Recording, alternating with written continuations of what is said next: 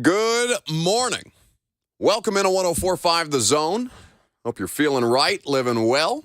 Thanks for spending a little time with us here today. Jackson and I with you until 1 o'clock. Lucas remains on assignment. Bert banished to the shadows for the foreseeable future. We can spend some quality time, just three of us. 615-737-1045, as I mentioned, is how you join the discussion. We'd be happy to have you at any given point. Cory Curtis, WKRN News 2, going to join us in studio. Always enjoy chopping it up with CC. Got a lot of things to go over ahead of Titans training camp, and we'll do that with Cory in the noon hour. Got some other Titan stuff to get to as well. The place that we start, though, rare that we open with the NBA at any point, much less in the middle of July. Don't worry, I'm not going to talk to you about the G League. Or what's going on right now? Is it even called the G League anymore? It's the Summer League. It's where, like, all the rookies go. It's weird. It's like all the rookies go and they compete in this big tournament in Vegas, and, you know, they're Summer League champions. You know, all the draft picks, second-year players go. It's a proving ground. A lot of balls over there. Would you rather watch Summer League basketball or baseball? Regular season baseball? Baseball. Would you actually? Yeah, I mean, a lot of the, like, I would watch some Summer League games over some baseball games, but if it's like the Lakers Summer League team versus the Suns Summer League team, I would much rather watch, like, the Braves. But Victor Wembanyama, I do want to see him. Yes. So we're not going to talk about Summer League. There is a news item this morning, or yesterday afternoon, late yesterday evening, rather, that came out. So the NBA has been planning this new in-season tournament, and the reason why we're going to talk about this is because it is such a farce what the NBA is trying to do in an effort to stave off the NFL. The NFL is almighty in North American sports. The NFL is all-encompassing. Now we have games coming up on Black Friday this year for the first time. They're literally coming for every day of the week. The NFL. They've already taken over Sundays. There is much an institution on Sundays as most of your religious organizations, which might sound blasphemous, but I bet you money that there is a contingent of the population that is as devoted to their NFL teams on Sundays as some of you are to your various higher powers. So let's not put anything past the NFL. That's right, Boris. So there's this new in-season tournament that the NBA is trying to use because of all the regular seasons, even though baseball is 162, and baseball doing what it can to make the regular season more compelling, the shortened games, the pitch clock, all have been effective tools. You've got legitimate star power in baseball, which in our pre-show meeting, Jackson and I this morning, Jackson had to very quickly correct me on the likely MVP of the Major League Baseball that plays for the Braves, whose name I screwed up, which tells you everything you need to know about my baseball knowledge. But the NBA is trying to find ways to get you invested in its regular season. The most important regular season in all of sports is what? It had been to this point, and will be until such time as we get to college football playoff expansion. There is no more important regular season to its respective sport than college football. Because of the way that the playoff is determined, because of how detrimental one loss can be, because of how difficult it is for teams, even with no losses, to try and find their way into the Final Four. The regular season in college football has mattered more than any other regular season in sports. It's why a lot of people, and Jackson, I don't know your position on expansion versus non-expansion in college football playoff and whether you feel like it's diluting things like the regular season, or maybe you just don't give a damn. You want more football. I don't know how you feel about it. I would be the latter. I also want, I don't know, as a Tennessee guy, they blew it last year. I want to see them in the playoff. They would have made it in a 12-team playoff last year. I want to see Tennessee in the playoff. I want to see them competing for a championship. I feel like it's really small. Like you skip straight to the Final Four at college football. I feel like 12 is going to be interesting. So your position is not that Tennessee shouldn't have limped out like choking dogs against South Carolina and made the playoff anyway. It's that the playoff should be expanded and that Tennessee would be able to get in at that point. That's your position? Yes. Okay, very good. That was a terrible. That South Carolina game, man. That has to live in some of y'all's nightmares. as we get ready for another college football season. Most of my nightmares are Tennessee football games. It does seem it's BVS. It's battered Vol syndrome, baby. We've coined it around here. It's a legitimate disease that some of you deal with. Hell, some of you pass it down generationally. Seems most of you at this point. Anyway, it's not what we're here to talk about. The NBA keeps trying to get this in-season tournament off the ground, and they finally got it in place this year. But what they are doing, and the purpose of it, statistics are going to count for the league's regular season. So, points, assists, rebounds, these kind of things, counting stats. This in-season tournament, there's going to be financial incentive for the players to care. There's going to be statistical implications for the players to care. Except for the championship game of the event itself, those statistics will not count towards the regular season, which I'm not sure why that's the case, but, that's the decision that they made. The problem with this thing is the Final Four of their new in-season tournament is going to take place on December the 7th through December the 9th in Las Vegas. Now, that's fine, but if your goal is to try and attract people's attention during your regular season, would it not be best to try and figure out a time where it does not conflict with the biggest and baddest of professional sports in this country at arguably its most critical time? December and January in the NFL are the most important months of the season.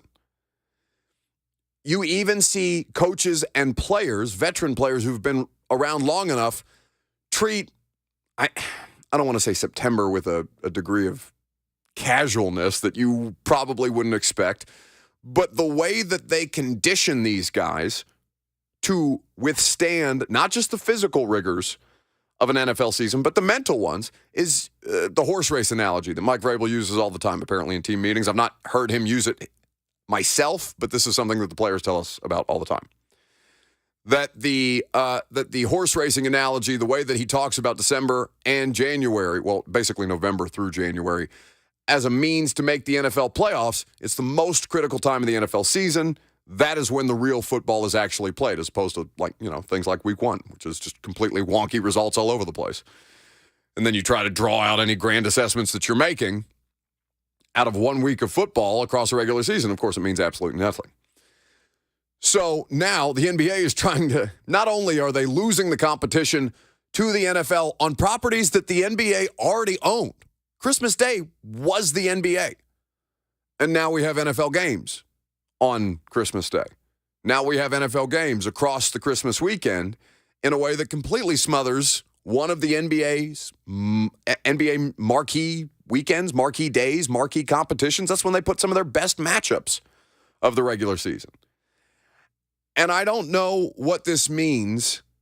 Basketball seems to have this problem more than any other sport, right? Basketball and football, at least in the professional ranks, because college basketball, it feels like has already lost this fight, where it's just the vast majority of people are, get me to March Madness and we'll figure it out from there, and I'll make my brackets based on what the mascots look like. And if I win my office pool, then gravy, baby. I had fun doing it. What do I got to care about the regular season in college basketball for?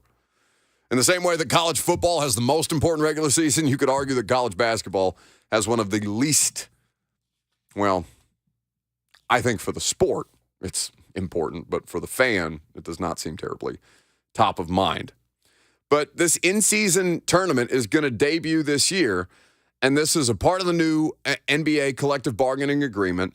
They're trying to find a way to make this league more profitable. They're trying to find a way to make it more about the basketball than they do about those of you who bring up China more than you bring up basketball anytime the NBA is discussed, or those of you who bring up the TMZ element of basketball that they certainly do seem to gravitate more around than any other sport. Although I saw just as many football players at Fashion Week in Paris and at the White Party over the weekend with people like Kim Kardashian and Jennifer Lopez and Ben Affleck and Tom Brady and all these things. Grant Williams is at the White Party. Grant Williams all of a sudden gets paid by the Dallas Mavericks. He's hanging out at the White Party. I didn't understand. I didn't understand that he was at this level of fame.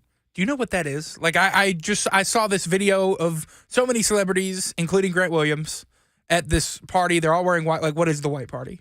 So it's a party done by Michael Rubin, who is the Fanatics CEO. So Michael Rubin, who's like best friends with Meek Mill, but also Bob Kraft, right? Like he runs in various circles. He is somebody who it used to be Diddy's. And I don't know if, or I don't know what name he's going by now, because I know that's changed in a variety of different ways over the generations. I don't want to date myself by calling him Diddy when he's not going by Diddy anymore. I don't know. But so the White Party always has been a huge celebrity event. Michael Rubin is the person who's been putting it on as of late, and it always gathers the most exclusive guest list of any, annual event, it seems like. Other than, I think, like Barack Obama's 60th birthday that had a bunch of celebrities at, too, that would rival something like the White Party, right? I don't know what it would take. Would you even want to go to something like that where you're just so far and away surrounded by people who exist on a different plane than you? Like, would a normal person want to attend something like this? Just once. This would not be an every year thing. Just once. See what it's like. Maybe stay like an hour, hour and a half, and then get out of there. Yeah, I don't feel like intimidated is not the word. I just feel like you would have nothing to talk to, really. Nothing to say to these people in all reality. Like, what kind of conversation is the average human being, you or I, Jackson, or anybody listening to the sound of our voice, what's the average person going to have a conversation with a collection of people that looks like Tom Brady, Jay-Z, Michael Rubin, and James Harden? What are we going to talk about? What are we going to talk about? Other than I'm going to say something nasty about how James Harden performs in the playoffs, and then everybody's going to give me a side eye, and we're all going to move on with our day. And then I'm not going to talk to James Harden anymore, and then I'm going to be the bad guy. You'll probably be escorted out. Trippin' Titan says, I'm sure they have bottle service. You would love it, Buck. I'm certain. I'm certain that, but I don't think bottle service is done at something like this. Like, the nature of bottle service is that you are paying for the exclusivity of a table or an area away from everybody else. I would feel like in a situation like this, that's not a thing. Like is there, I don't know the details of the White Party this way, but is there a premium hospitality package that I would have to purchase at the White Party, which would keep me in an even more exclusive area? Like, could I find a more exclusive area than Tom Brady would be able to get to? Or something like that. Is there something for purchase that would keep even the highest level celebrities out of my area to where, for those of you who watch Succession, it's just two people sitting alone in a booth acting like they're paying all this money or having all this fun at a club for bottle service, when in reality it's just two sad dudes dancing by themselves and looking at everybody else having fun on the dance floor. That's really what bottle service is, to be honest with you. So I don't think they have things like that at the White Party. Either way, I think the NFL is actively choking out the NBA as a sport. And while some of you may be fine with that, I kind of hate it just because I like more sports than just football.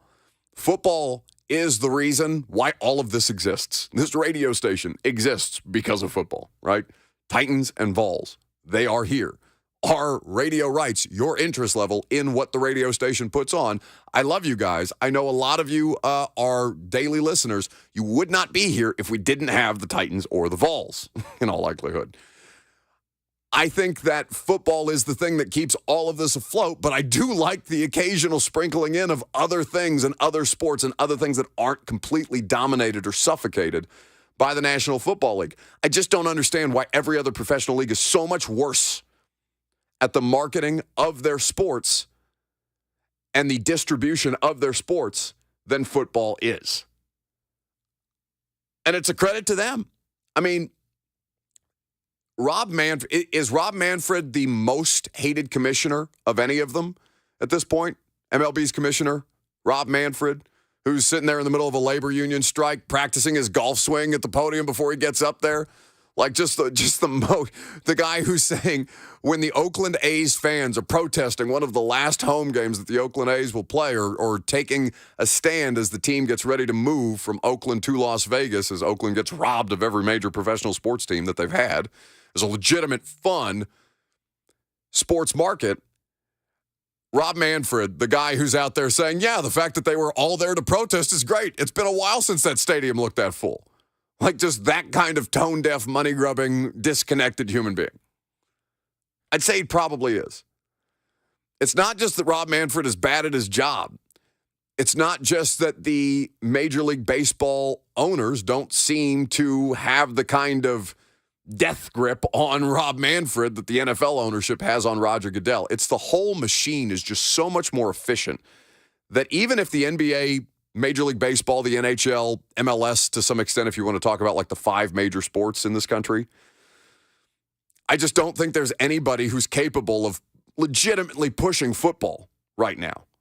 And they continue to gobble up days on the calendar in ways that, people ask us all the time, why do you talk so much football? You know there's other sports, right? 1, you tune out when we talk about other sports, so I don't talk about other sports.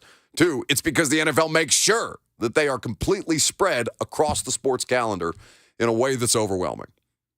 And you see that playing out here now where the NBA is just gasping for air, trying to get an in-season tournament to get you to care about their regular season off the ground. They do it in the most important point, or one of the most important points of the NFL's calendar. I just don't know. I don't know what they can do. And I don't know how much of this is hurt by the idea that somebody like LeBron James is, not done yet, even though he's kind of feigning the idea of retirement at his end-of-season press conference. But I just think basketball is in such a dangerous position right now in further losing whatever grip it had on the audience. And I wish I had a solution for them because, that's my favorite sport. And they continue to fumble the bag at every damn turn. Pisses me off. Anyway. Clone LeBron. Clone LeBron? Yes, that's our solution. Well, we're not going to settle for Bronny. Like, that's as close to genetics of cloning of LeBron that we can get, actually.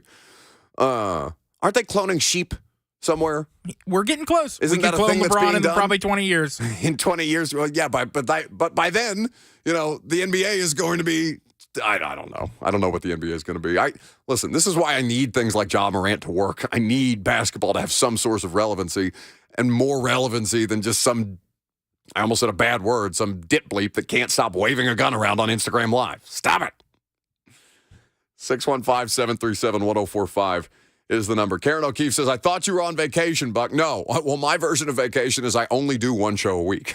I'm not doing primetime, not doing the install, not doing the 615 Sessions podcast this week. Just 3 hours of radio this week for a shortened week. So, yes, you're stuck with me through the rest of it. Coming up next, we are going to pivot to some Titan stuff because for as much heat as you all give John Robinson as the former Titans general manager here, you still need a great many of his draft picks to produce in the coming season if you have any hope of being a competitive football team. So we'll talk about the Titans draft picks under John Robinson that still need to produce coming up next.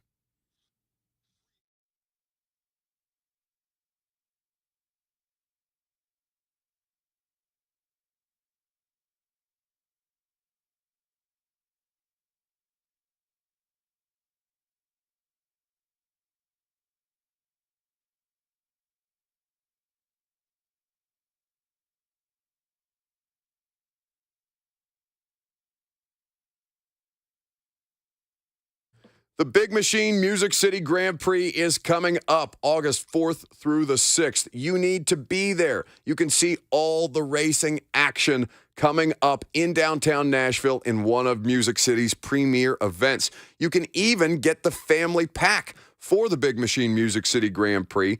As far as being a family event, they are doing all kinds of things to make sure that people of all ages can enjoy music, racing, the family fun zones, all over the place. The family 4-pack is incredibly affordable, just $129 for your family to see all the racing action on Saturday, August the 5th, with access to the BJ's Wholesale Club Family Fun Zone for the kids to let loose. Make this once-in-a-lifetime experience, one the whole family can enjoy. Snag your tickets today, whether they're single-day, 3-day passes, or your premium hospitality to come hang out with Lucas and myself in the Turn 9 Club. Go to MusicCityGP.com. That's MusicCityGP.com.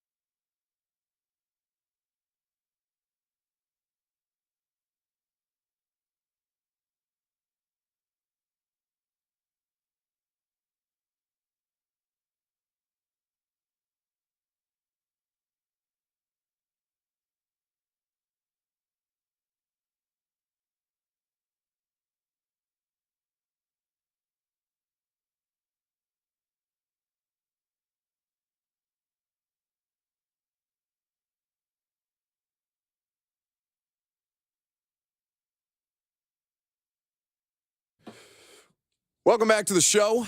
Don't forget, Cory Curtis, WKRN News 2, going to hang out with us in studio in the noon hour.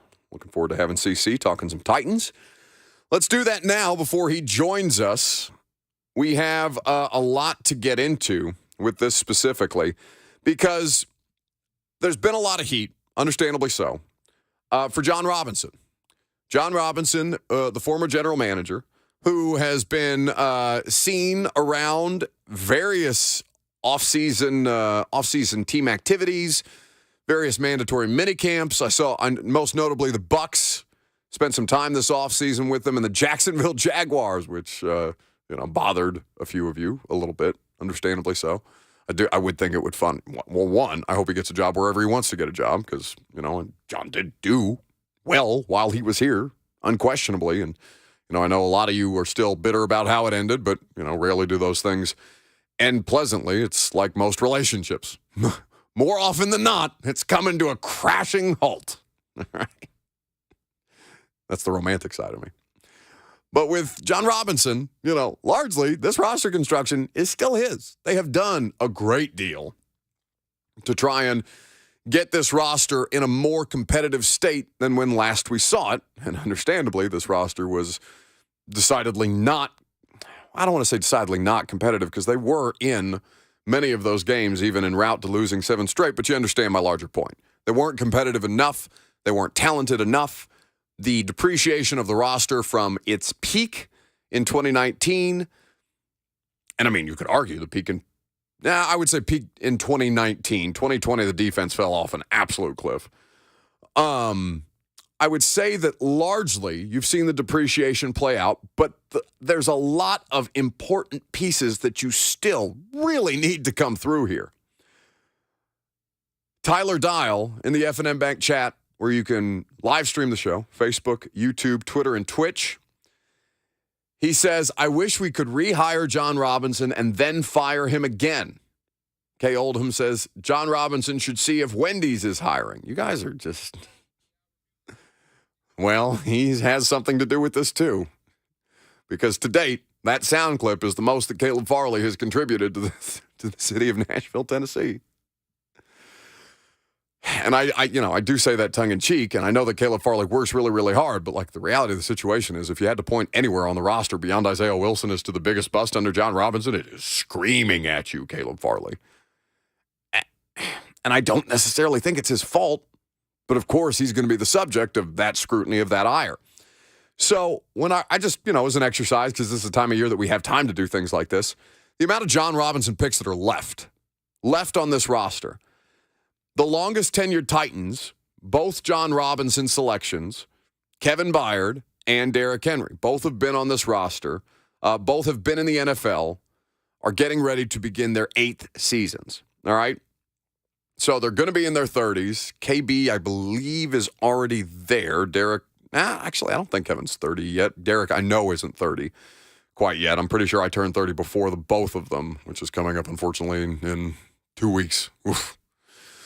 But at this point, beyond the guys that we know are great for the Titans, beyond Byard, beyond Derek, Harold Landry, a John Robinson draft pick that has obviously turned out really, really well. There's a lot of dudes in critical positions across this roster that have quite a bit to prove to the new administration, to the team itself, and to Titans fans who still have a lot of questions about him. Christian Fulton is somebody who comes to mind. You're talking about Christian Fulton heading into his 4th year as a second-round draft pick out of LSU.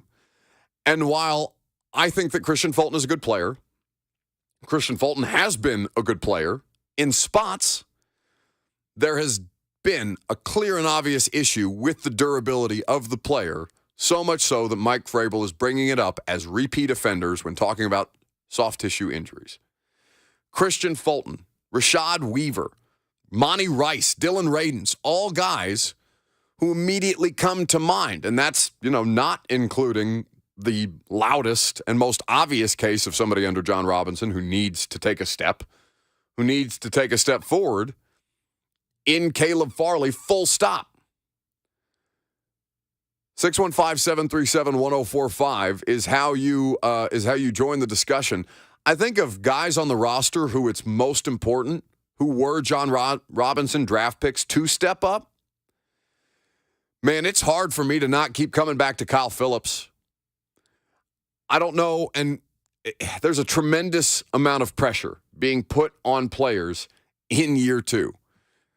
Maybe unfairly. I think at a certain point, once you get to the NFL, you just have to be prepared for the situation that you're going to be thrust in. Because a lot of these guys were expected to try and find a role, to try and contribute right away, right out of the gate, in ways that, maybe a lot of rookies aren't necessarily. A 5th-round draft pick at a UCLA being your starting slot player and having to be relied upon, or having the expectations that you're going to rely upon him in meaningful ways, and then only giving you what week 1 was and petering out because his health can't sustain. This is a guy who it does seem like there's going to be a tremendous amount of scrutiny on. I think Kyle Phillips is still as important as any player that we haven't talked about. Chig and Burks are 2 guys that keep being brought up over and over and over again. But I was reading, just kind of going through their website, see what Jimmy Wyatt might have stored from mandatory minicamp guys that he talked to. Jimmy tends to spread these things out smartly when in a period of time where there's no Titans news whatsoever. So Kyle Phillips heading into year 2. Here's the quote. Last year I came in as a rookie, real nervous. New team, bunch of guys I didn't know. Now it feels a lot different. I'm a lot more comfortable with the coaches and all the guys around here. I know more about what to expect, so I'm having a lot more fun. Apparently, he's bigger, physically bigger. He's attempted to put on weight. He's not going to grow much more than he currently is, one would imagine. I don't think that we're expecting a growth spurt for 5'11" Kyle Phillips at any point in the future. But the Titans website has him down at 5'11", 189. I would say that 189 is a stretch, big stretch. If I'm 192 at this point in my life, at 6'2", it's a real hard sell, even as Kyle Phillips might have gotten rocked up in this offseason. And I didn't appreciably notice a difference in size, but I can't say that I was looking closely enough to determine, how many more pounds Kyle Phillips looks like he put on. But if I'm 192 pounds right now at 6'2", you're going to have a hard time selling me that Kyle Phillips is anywhere close to like 170, to be honest with you. And I know that muscle weighs more than fat, and that I'm not rocked up by any stretch of the imagination, but come on. This is somebody who you're going to have to legitimately worry about every time that he takes a big hit, because it's like Adam Humphries. He's just small, and they're out there getting in car wrecks. And while the skill set might lend itself to him being exactly what you need as a player in the slot, it doesn't mean that the size situation that we don't talk about for Tua Tagovailoa at the quarterback position, where his body continues to fail him on a regular basis. Kyle Phillips, after the initial shoulder injury, it was a lost season. It's a non-factor. I think he had 1 catch against Washington after a huge performance against the Giants, the play that set them up for the game, what would have been the game-winning field goal. Would it not have? Yeah, they were down. I think they were down 1. It would have been the game-winning field goal that Randy Bullock missed. Kyle Phillips had the out route that set them up in position, and Randy just couldn't get it through. So it's not like we haven't seen proof of. I shouldn't say that we've seen proof of concept. It's just 1 game. And if I'm going to talk about Christian Fulton needing to perform more consistently on a regular basis and durability being a part of that conversation, then I have to have that same energy for Kyle Phillips, who has a much, much smaller sample size of production, even though you think that's going to be something that gets it going right out the gate. NPF, think about that draft class already. So you've got Burks, you've got McCreary, Hassan Haskins, NPF, Kyle Phillips. Stonehouse doesn't count because he was an undrafted rookie free agent, even though he should. He's the best of them. Out of anybody who's doing what they do, he is the best of them. And then you have Chance Campbell, the linebacker that they took out of Ole Miss, who was hurt all of last year as well. Of all of those dudes, yes, it's important for Treylon Burks to take a big step. Yes, it would be lovely if NPF would come out and being, the right tackle indisputably of the future. But that's already been nixed. I don't know what Hassan Haskins' availability is going to be, given the details that we just read to you yesterday of his arrest and the charges that he is currently facing right now. McCreary, Okonkwo, Burks, and Phillips, these are all critical second-year players that were selected by the previous GM that you need to be above average at minimum if this roster is going to have a legitimate chance at competition. And we can talk about this. People are making the case I saw yesterday, and maybe this is just a product of the time of year that it is, where I'm seeing pieces on NFL.com being written about Trevor Lawrence as a dark horse MVP candidate. And while the idea of it, I'm sure you could make a compelling argument for that, I would say that half a season for Trevor Lawrence is a really, really tough sell for me to kind of get behind a dark horse MVP movement, even though he's a quarterback, even though he's an ascending player, even though he plays in a division that seems infinitely winnable. I'm looking at all the young players that we're talking about and saying, yeah, the guy that got fired for not having a roster construction that was sustainable, you're still relying on the vast majority of his decisions to pan out. Not just the guys like Caleb Farley that we're talking about from a previous draft class. I mean, even Malik.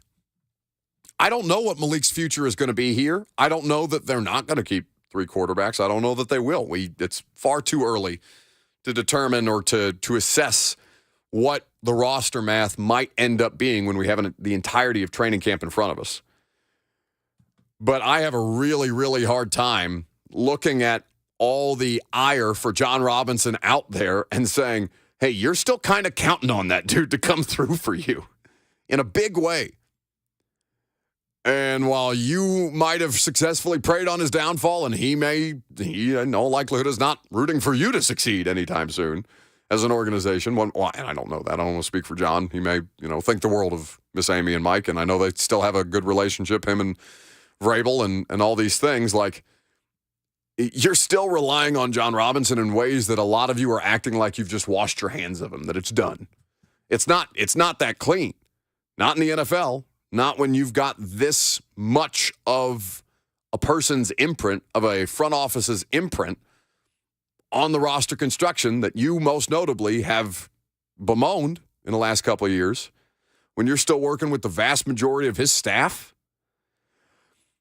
And that's another thing that I'm interested to see how it plays out in the coming months, because Rand Carthon, just because they didn't make any drastic changes to the structure of the front office in the immediate week, like leading up to the draft, after all the bulk of the legwork was done, or in the weeks and months now after the draft, it's my understanding that the vast majority of those people in that front office structure who were there under John Robinson did not get their contracts extended.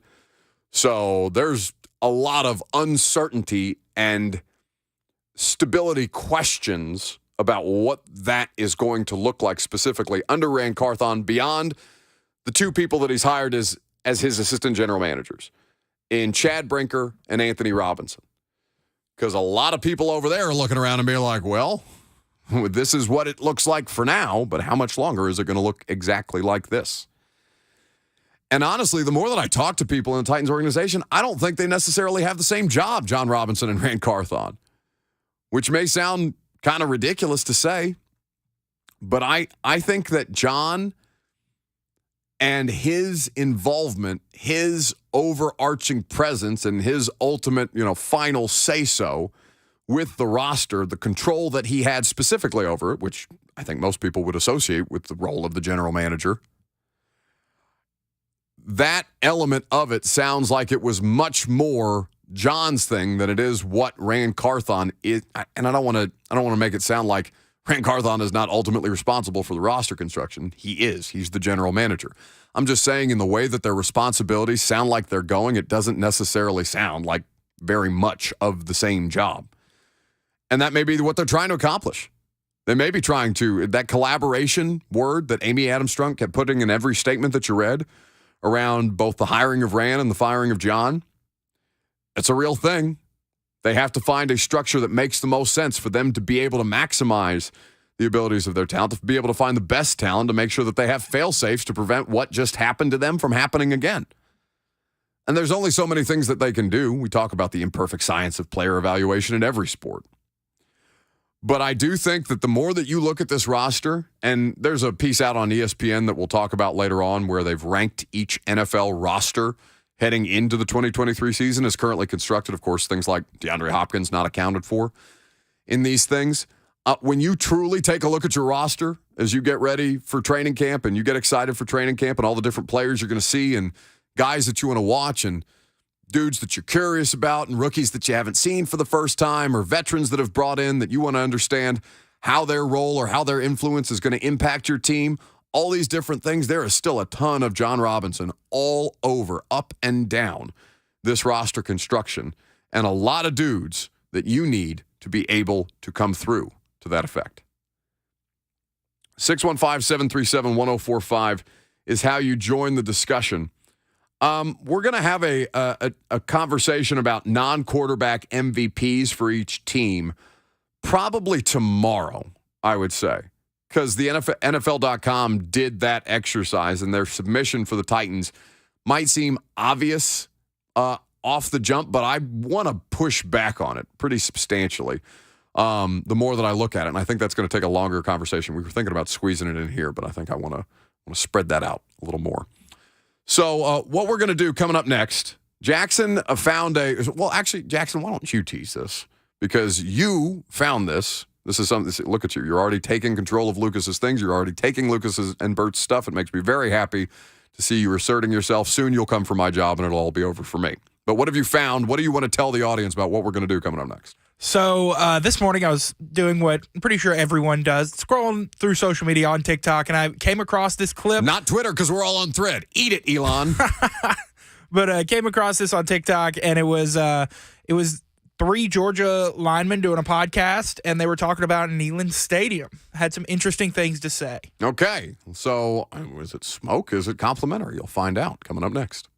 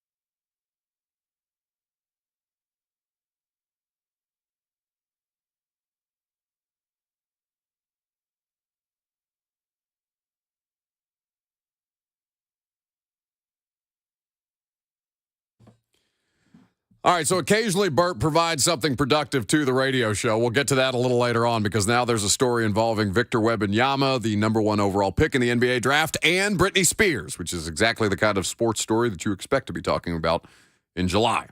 We'll get to that momentarily. So those of you who remember the amount of ire, the amount of smoke, the amount of contention, there's always contention when Georgia and Tennessee play in the SEC and football in particular.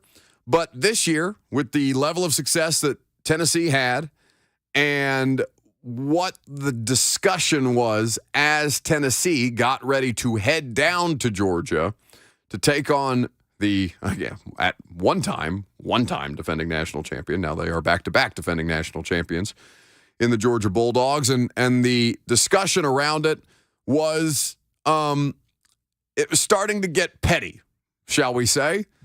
We had Josh Dobbs in studio with us. Josh Dobbs and our buddy Thomas Edwards, two Vol VFLs, two guys that played for Tennessee under Butch Jones specifically.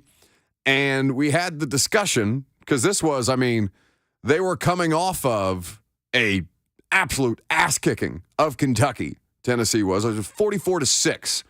And so they're getting ready to head at Georgia. They've had 3 straight home games. They're riding high, the first of those. So it's not even just the fact that they were undefeated to that point heading to Georgia, but the idea that they, on their resume, had the Florida win, had the road victory at LSU. They had beaten Alabama at home in one of the craziest games that I've ever seen, full stop, in college football, much less probably the best game of the college football season last year, playoffs included.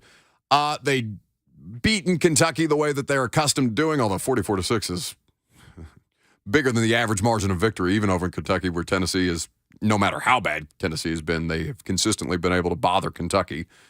So Georgia, the conversation was starting to get heated. 8-0 heading to that stadium. And Dobbs came in here and pissed a lot of Georgia fans off because it went viral on all the various Georgia blogs. It got picked up by a variety of different outlets of Josh Dobbs saying that Sanford Stadium, between the hedges, not that impressive. Wasn't all that.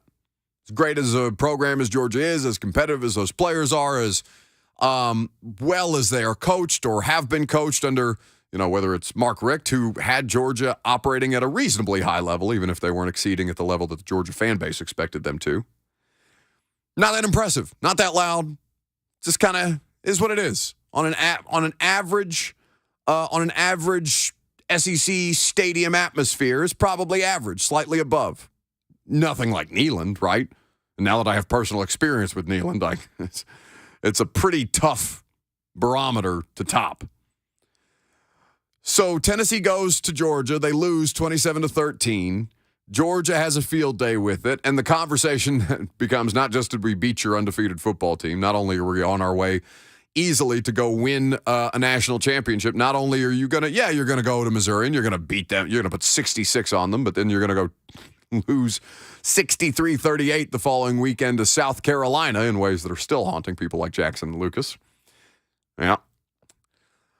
I apparently the discussion has now pivoted to Georgia playing at Neyland in the offseason. So Jackson found a podcast that's specifically hosted by Georgia football players. Yes. Do we know which Georgia football players are speaking at this point? We don't have that information at our disposal. So just nameless, faceless Georgia football players that we are going to hear from, talking about the atmosphere, talking about their interest level in playing at Neyland after Tennessee fans spent, the better part of a week dumping on the atmosphere that Georgia has to offer. It is Tate Ratledge, a offensive lineman for the Georgia Bulldogs, who really goes into detail about Neyland. Okay, let's hear it. Can we talk about how loud Tennessee's going to be this year? It is going to be loud. That's what I can't wait to play. I love that. I don't know Neyland Stadium what it was. No offense to Sanford or Georgia fans, but Neyland Stadium is the best stadium in the SEC. I disagree with that. 112,000? Forget the number. And it's a bowl? Yeah, but I'm going to be honest. On the river? Sanford, when we played Tennessee, was definitely louder than when we played at Tennessee. Imagine if our fans were in that stadium, though, how loud it would have gotten. That's probably true. And Tennessee's stadium's right on the river. If we had their stadium. Just put it that way. If we didn't have the west end zone, just letting noise go out. Arkansas would have been crazier. Tennessee would have been crazier. Kentucky 2021 would have been crazier. Yeah. We only seat 94,000 and we're that loud. Yeah, that is true. And we're not a full bowl. So noise leaks out. That's the thing that makes Neyland so loud is it's just literally three levels all the way across, and it just traps sound. So very complimentary. I don't know who's who on that podcast. I can't identify them by voice, but a Georgia football player on a Georgia football player hosted podcast saying Neyland Stadium is the best atmosphere in the SEC. And saying it, kind of saying it with his chest. He's getting a little pushback there. And I think that LSU fans would argue for the Death Valley. And I'm sure when Alabama was not as accustomed to winning games at the rate that they were, that it was a more electric atmosphere and things of that nature. But to have one of your greatest rivals out here talking about you having the best atmosphere in college football and how excited they are to play at Neyland Stadium this year is one of the more interesting sound bites that I've heard, especially given the amount of crap that Vols fans, former Vols players, I didn't really hear much from current Vols players leading into that week. It was more, the speaking was more being done on their behalf by people like Josh Dobbs and other guys. But I think it's funny to hear how excited Georgia football players are to come to Neyland just to be a part of that atmosphere. That's something I didn't understand fully until I got to go myself.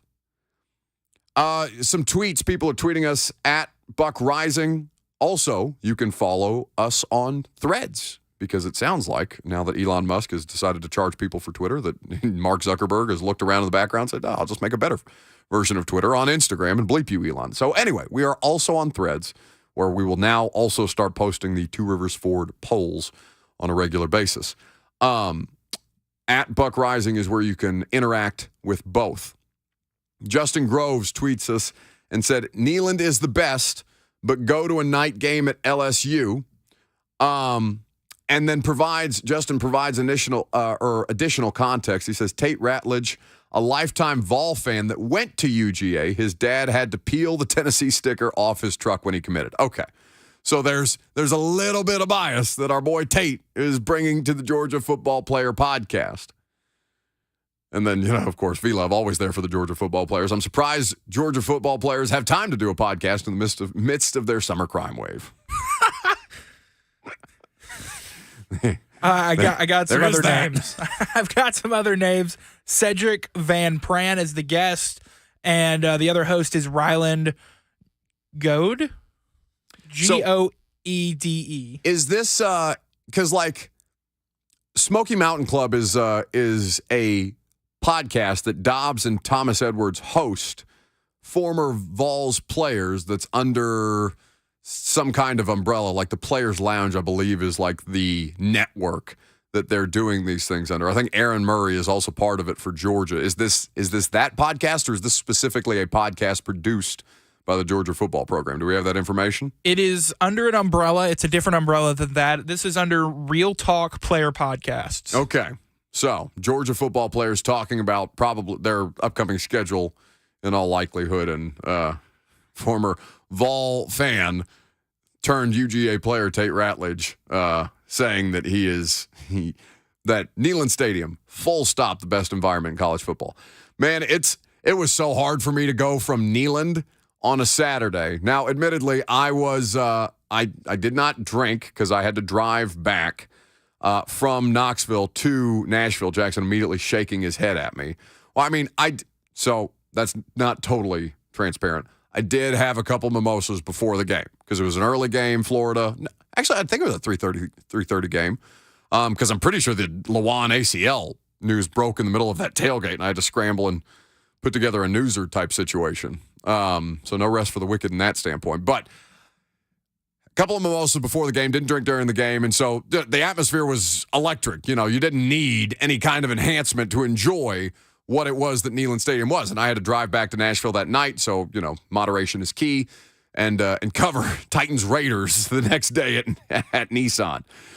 When I tell you that it's as jarring an experience as I've had working in sports, being in the stands as a fan at the Tennessee-Florida game, with the margin of victory being that. I think it was a 5-point win for Tennessee. It was like 38-33 or something like that, if I remember correctly, for Tennessee, and got a lot closer towards the end, because I left early. I was surprised that more people didn't leave early, and then I was told by many Vols fans in my life, no, we don't leave early because we have to see them with our own eyes beat Florida before we can all go about our day and live peaceful lives. I left early to try to get an Uber, and like watching the end of that game on screens outside of Neyland and hearing still how spine-rattling loud the crowd was as they started to get more and more scared, because Anthony Richardson was going just insane at the end of that game trying to keep them in it. I don't know how you could argue against Neyland Stadium as being one of the most electric atmospheres in college football, much less just in the SEC. Now, I can't say that I've done LSU at night. I'd like to get to more SEC stadiums while I'm in this, for as long as I'm in this part of the country, just to get the experience, to have it to compare to Neyland, because Neyland was unlike anything that I've ever seen in my life, ever heard, ever been a part of. And that was just kind of taken in the game. Now, it helped that it was a rivalry game. It helped that Tennessee had a legit chance to put it on I know Florida went 6-6 last year, but Florida was still pretty competitive at the time that Tennessee played them, and hadn't quite taken the downturn that we saw Florida take and do things like lose to Vanderbilt and all that nonsense that saw them go 500 towards the end of the year. But it's hard to argue. It's hard to make the argument against Neyland. LSU is the only compelling second option that I've heard, because it sounds like Bama fans are just kind of like, Nick Saban has talked about the crowd noise not being enough at Alabama games because they're just used to winning. I've not been to places like South Carolina. Lucas has done road trips and stuff like that. Jackson, have you been to road SEC stadiums? Other than Vanderbilt, no. I've been to Vanderbilt because, Tennessee comes to town. And I'm from here, so it makes sense to go to the I've been to the Music City Bowl. A lot of times when Tennessee comes to Nashville. That's, sure. That's the big draw. So Vandy, not the best sample size, because the only college football game in my life that I had been to prior to going to Tennessee, Florida, was Vanderbilt games, because when I was broke right out of college and living down here, I used to do PA for Vanderbilt home games, for football games. What years? Derek Mason years. So the year that they started 3-0 and beat K-State, and then I can't remember the name of the defensive tackle, was talking smack about we want Bama. They got Bama the next week, and Jalen Hurts put like 56-0 on them. In fact, Jalen Hurts didn't play the entire second half. I was doing PA. I swear to God, I was the first person in the country outside of the Alabama sports information staff to be able to correctly pronounce Tua Tagovailoa's name, because I had to say it so many times in the second half. So yes, it would have been like 16 and 17 were the 2 years that I did that out of college. So, and Vandy had some good moments in that, and then they also had some moments like them playing New Mexico State, which is an FCS program, and there being like literally 30 people in that entire stadium, and me tweeting about it and almost getting fired from Vanderbilt because I did not realize that if I was taking a paycheck from Vanderbilt, I probably couldn't make fun of their crowd sizes. What did you tweet? I'd have to go back and look, but it was something that was not very kind about the state of the Vanderbilt football program at the time. I don't even think it was that. I don't even think it was that mean. I think it was just a picture of the stands. I don't even think I said anything about it. And then I very quickly heard from I don't know if he's still there. His name was, can't remember his last name. I think his first name was Allen. Working in the sports information department at Vanderbilt, I very quickly found out that they were not pleased with my behavior on social media whilst taking a paycheck from them doing a Vanderbilt game. That picture had to be bad. If they could feel the snark through the phone. It was pretty bad. It's probably the saddest crowd I've ever seen in any level of sport, whether that's, high school, college, professional. There's nothing that's been as sad as the crowd that was there for that Vandy, New Mexico State game at Vanderbilt Stadium. Tough scene. 615-737-1045 is how you join the discussion. We're going to get into a conversation about the most exciting college football players to watch in 2023. You're going to hear some Greg Cosell analysis. Good God. Coming up next.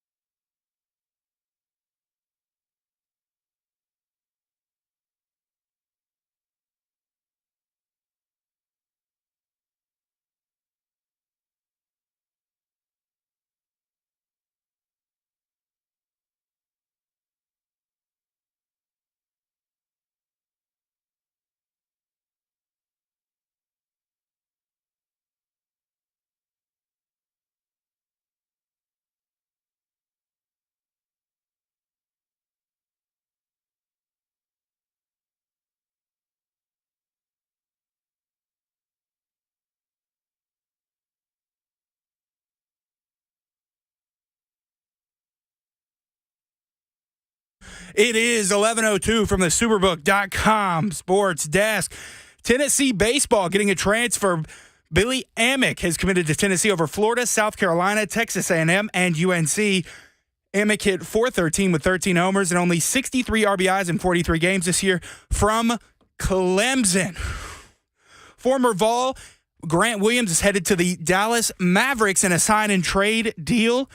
Grant will make $53 million over 4 years with the Mavericks. For all your foundation repair and waterproofing needs, you need to visit USSTN.com for breaking news at once on your home for the Titans and Vols. This is 104.5 The Zone.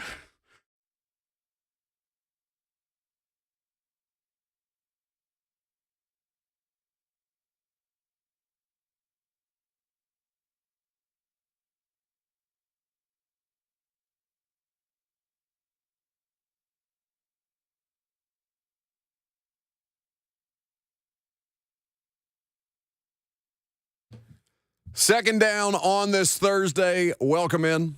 Welcome back. You've been spending your time with us this morning. We're happy to have you. I always like when we have new people in the mix around here. Jackson isn't new. Jackson works with Blaine, Mickey, myself on Sunday mornings for the Lee Company Countdown to Kickoff. He does the soccer games with Lucas and Will and Jaleel Anibaba. For the Nashville SC broadcasts and Saturday morning shows. Like, Jackson been around here for a while. Jackson's not new to me specifically, but I do like getting to spend extended periods of time with new people around here because then I can do things like critique their sports updates because it makes me very happy when Bert and Lucas screw theirs up. I know how much time they take to carefully craft those things, far more care than they take with anything that we do for 3 hours around here. So when I hear Jackson completely make up an update on the fly and do it better than Lucas or Robert, it delights me. Well done by you. Appreciate it. I will say you did sound slightly out of breath halfway through that. I was concerned. Are you okay? That is because I was running around the office looking for Bert, walked in here, and the update music had started, did not find Bert. Oh, actually. Yes. I wasn't paying attention. I didn't notice that at all. I was not in here for a good minute or so. That's hilarious. Well done by Robert. Thank you for all your contributions to the radio show today. You had one job to do the updates and could not be found to do that. We'll see. He has one more hour to prove himself, yes? Yes. Well, we don't need him because now we know you can make it up on the fly and be better than he is. 615-737-1045 is the number. If you would like to jump in on the conversation, we would be delighted to have you. So we're going to start doing this the next couple of days as we get ready for college football. Vols and Virginia going to kick things off Labor Day weekend here in Nashville at Nissan Stadium. Bring Neyland Stadium on the road. It's going to be a big orange takeover, I'm certain. But as we get ready for the college football season, because I got an email yesterday about wanting us to work Labor Day, given that the Vols will have a game over that weekend, and Labor Day is typically a day that we are given off. I haven't decided whether that's something that I want to do or not. I'm probably leaning towards doing that. I should probably tell my boss that before I tell you guys that over the air. But I'm bad about checking my emails. We'll get to these things at another time.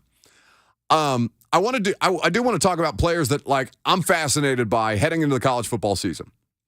Because for the longest, you guys know, like, college football, not a huge part of my background. We do things like the college football trivia segment with Josh Pate to expose me and point and laugh every once in a while because it's just not a part of my DNA. Once we started doing 3 hours of sports talk radio in SEC country, incumbent upon me to understand a little bit more about the college football world than I did previously. And you would think that being an NFL reporter by trade, there would be a degree of crossover between the NFL and college football. And if you listen to Lucas at all during his first experience when we took him to the Combine with me this year, and to see how disgusted and dismayed he was by how little NFL reporters actually know about college football players until such time as they arrive upon our shores, it's something that it's always been a different approach for me. So I'm always more interested in players than I am in programs because I'm watching the dudes who I know that I'm probably going to be watching on Sundays. I'm trying to get a grip on who is going to be in the upcoming NFL draft and players that I know that I'm going to need to keep tabs on for an entire college football season. So we're going to start looking at the most exciting college football players heading into the 2023 season, and that's kind of the nature of where Greg Cosell wanted to take the Install podcast in the last couple of weeks. So we didn't do one this week because holiday week, things were complicated, and, It just didn't work out this week. So next week we're going to be back at it. But last Wednesday, we had focused on players that the Tennessee Vols are going to see on their schedule. And we're going to do a podcast specifically just on Joe Milton with Greg, probably when we all come back from various vacations next Wednesday. So keep an eye out for that in your favorite podcast feed. The most exciting college football players that are on Tennessee's schedule. Tennessee, has the great fortune of playing in the SEC, but also you're going to see a lot of nasty football players going against them on a regular basis, whether that's Georgia, Alabama, or what have you.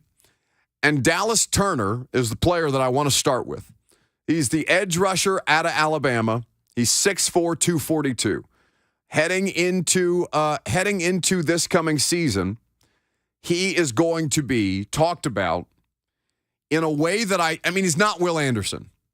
And Will Anderson had some qualities to his game that didn't make him like the best edge rusher that you've ever seen. He's not physically overwhelming the way that Myles Garrett is. He doesn't have the bend quite that somebody like Nick Bosa does, for example. But he did have incredible presence and technical prowess as a pass rusher. I expect Dallas Turner to be talked about in the same way that we talked about Will Anderson for most of the college football season. So played in all 13 games last year. He had 10 starts, 37 tackles, 8 for loss, and 4 sacks. Was incredibly present at pressuring the quarterback consistently around them. Also, while being able to recover a fumble for a touchdown. He's one of the best defensive players in the country, full stop. And the thing that I wanted to do is to highlight players like Dallas Turner, who the Vols are going to see, who we're going to be talking about in the draft process throughout the course of the college football season. So I asked Greg what the tape had shown him on Dallas Turner, the Alabama edge rusher. And certainly one guy who will be tasked with corralling quarterbacks who can make plays outside of structure or possess that mobility that we're talking about. Dallas Turner, who's going to be another one of these top prospects coming out of Alabama, 6'4", 242, just the length, Greg. And obviously, I mean, he is the kind of defensive edge prospect that I think people have seen come out of Alabama. He seems like he is going to be the talk of college football this year. He'll be one of those guys, in my opinion. I watched 6 Alabama games on the coaching tape in their entirety on defense, and he really stands out to me. I mean, he's a high-level athlete. Like, for instance, he's not as necessarily quite as powerful as Will Anderson, but he's a looser athlete than Will Anderson. He's a more bendy, flexible athlete. But he also showed strong, heavy hands that at times shocked both tight ends and offensive tackles, and he pushed them back. He showed some strength and power in kind of that 6 to 10 inch area, which you'd like to see. He's kind of stronger than his kind of sinewy frame might indicate. But if I can interrupt you just for a second, Greg, the importance of that 6 to 10 inch area, if you could just kind of expand on that for the audience. Yeah, that, when you talk about being strong, don't forget, unless you're a wide 9 player and there's a lot of distance between you and the offensive tackle, and again, he lines up there as well, and then he's very good when he has a runway like that to build up speed. But if you don't have that distance and you're closer to, let's say, an offensive tackle in a shorter space, then you have to have strength in a small area. And he showed that. And very often we talk about strong, heavy hands, and that's what he showed. And that's not necessarily a function of having a lot of weight. It's like in baseball. I know there's no baseball team in Nashville, but, you don't have to be 6'3", 225 pounds to be a power hitter in baseball, because it comes from other things. It comes from torque and transfer of weight. So even though Dallas Turner looks thinnish and he's, long and he's only 240-ish or so, he plays with strong, heavy hands, and he does have the ability to move people, because strength and power are 2 different things. Strength is the ability in confined space. Power is strength in motion, moving people. And he showed the ability on tape from 2022 to be able to do both. So that's Greg Cosell's analysis of Dallas Turner. He's one of the players that I'm most excited to see in the college football season, and certainly how Tennessee game plans him. There will be, the state of the offensive line, Jackson, I don't know if you know this better than I would, or if you pay attention to these things closer than I might, but The Tennessee offensive line, how do we regard them heading into 2023, given the kind of losses that they've just taken, both with the draft, with undrafted free agency, guys just graduating? It's going to get younger, obviously. I mean, it's going to be a younger unit. They have a strong center, Mays. Cade Mays' brother. I can't think of his name. Cooper Mays. He's going to be the center. He's a strong anchor on that line as long as he can stay healthy. I think they'll be able to get it together. I think the center is the most important part. So I think Cooper being that foundational piece will really help.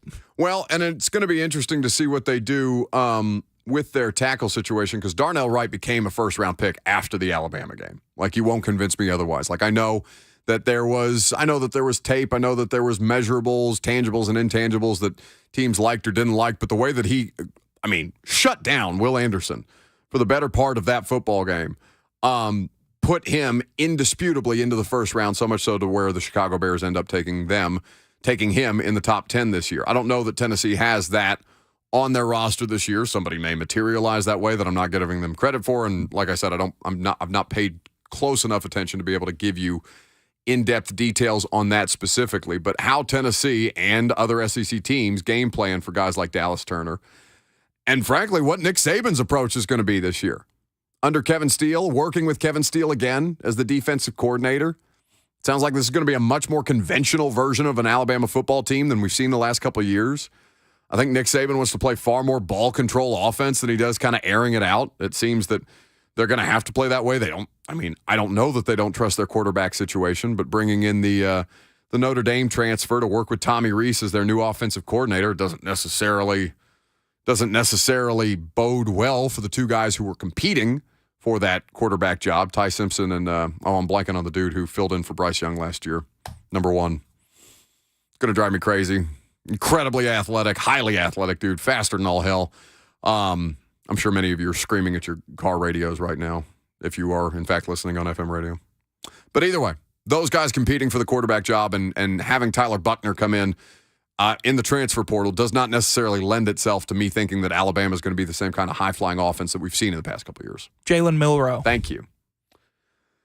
So we'll start with Dallas Turner. We'll go through a couple of different prospects. Greg gave me a bunch of analysis on guys that we all should be watching, not just for the college football season, but as you start to think about teams who need more talent, as we'll get through the early part of the NFL season. Many of you will become disenchanted with what your roster currently looks like.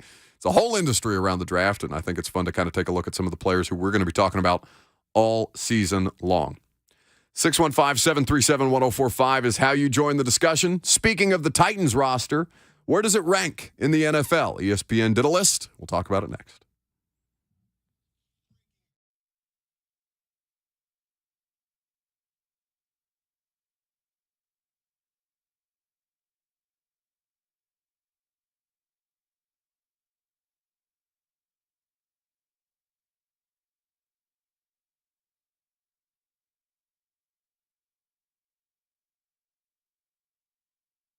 We are getting closer to lunch hour, and I cannot get my mind off of Central Barbecue. That's the place that you need to be checking out every weekday for all of their great specials, as well as any time that you want for lunch or dinner. For 21 years of serving competition-level Memphis-style barbecue that they've brought right here to Nashville, Tennessee. It's in the old Sportsman's Grill location in Hillsboro Village. If you want to go check it out, it's a really cool building. Speaking of Vandy's campus, we were talking about Vandy earlier. It's right across the street. You can go check them out for lunch or dinner, as I mentioned, or you can bring the food to you with their catering services. Their fan favorites, award-winning nachos, whole smoked chicken wings. I had some myself, by the way. They do $2 whole chicken wing Tuesdays. The hot honey, dry rub wings. I've honestly, never had barbecue like that in my life. They were incredible. Like I said, they also have daily specials. Down Home Thursdays, meat and 3, pork, chicken, or sausage, and your choice of 3 sides and a drink for just $15. Go check out all their great specials for lunch or dinner at Central Barbecue in Hillsboro Village. Get your Central Barbecue today.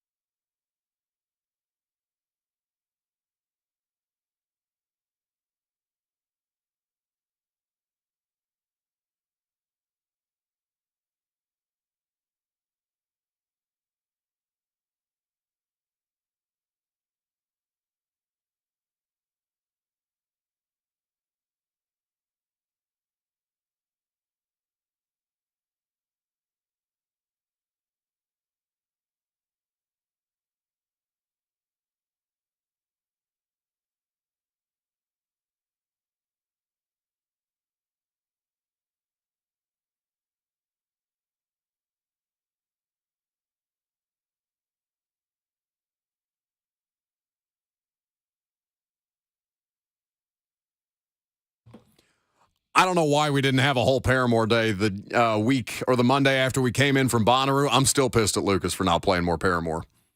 I've turned into a full stan after seeing them live out on the farm. We've had some positive discussions about doing the show live at Bonnaroo next year, which I'm very, very excited about. So hopefully that comes to fruition. Meanwhile, we've been talking a lot about the NFL and about roster construction, right? This is a quiet time of year. Pretty typically, you've got post-draft mini camps and preseason training camps that we're all just kind of wading through. Oh, that makes me happy. Crank it.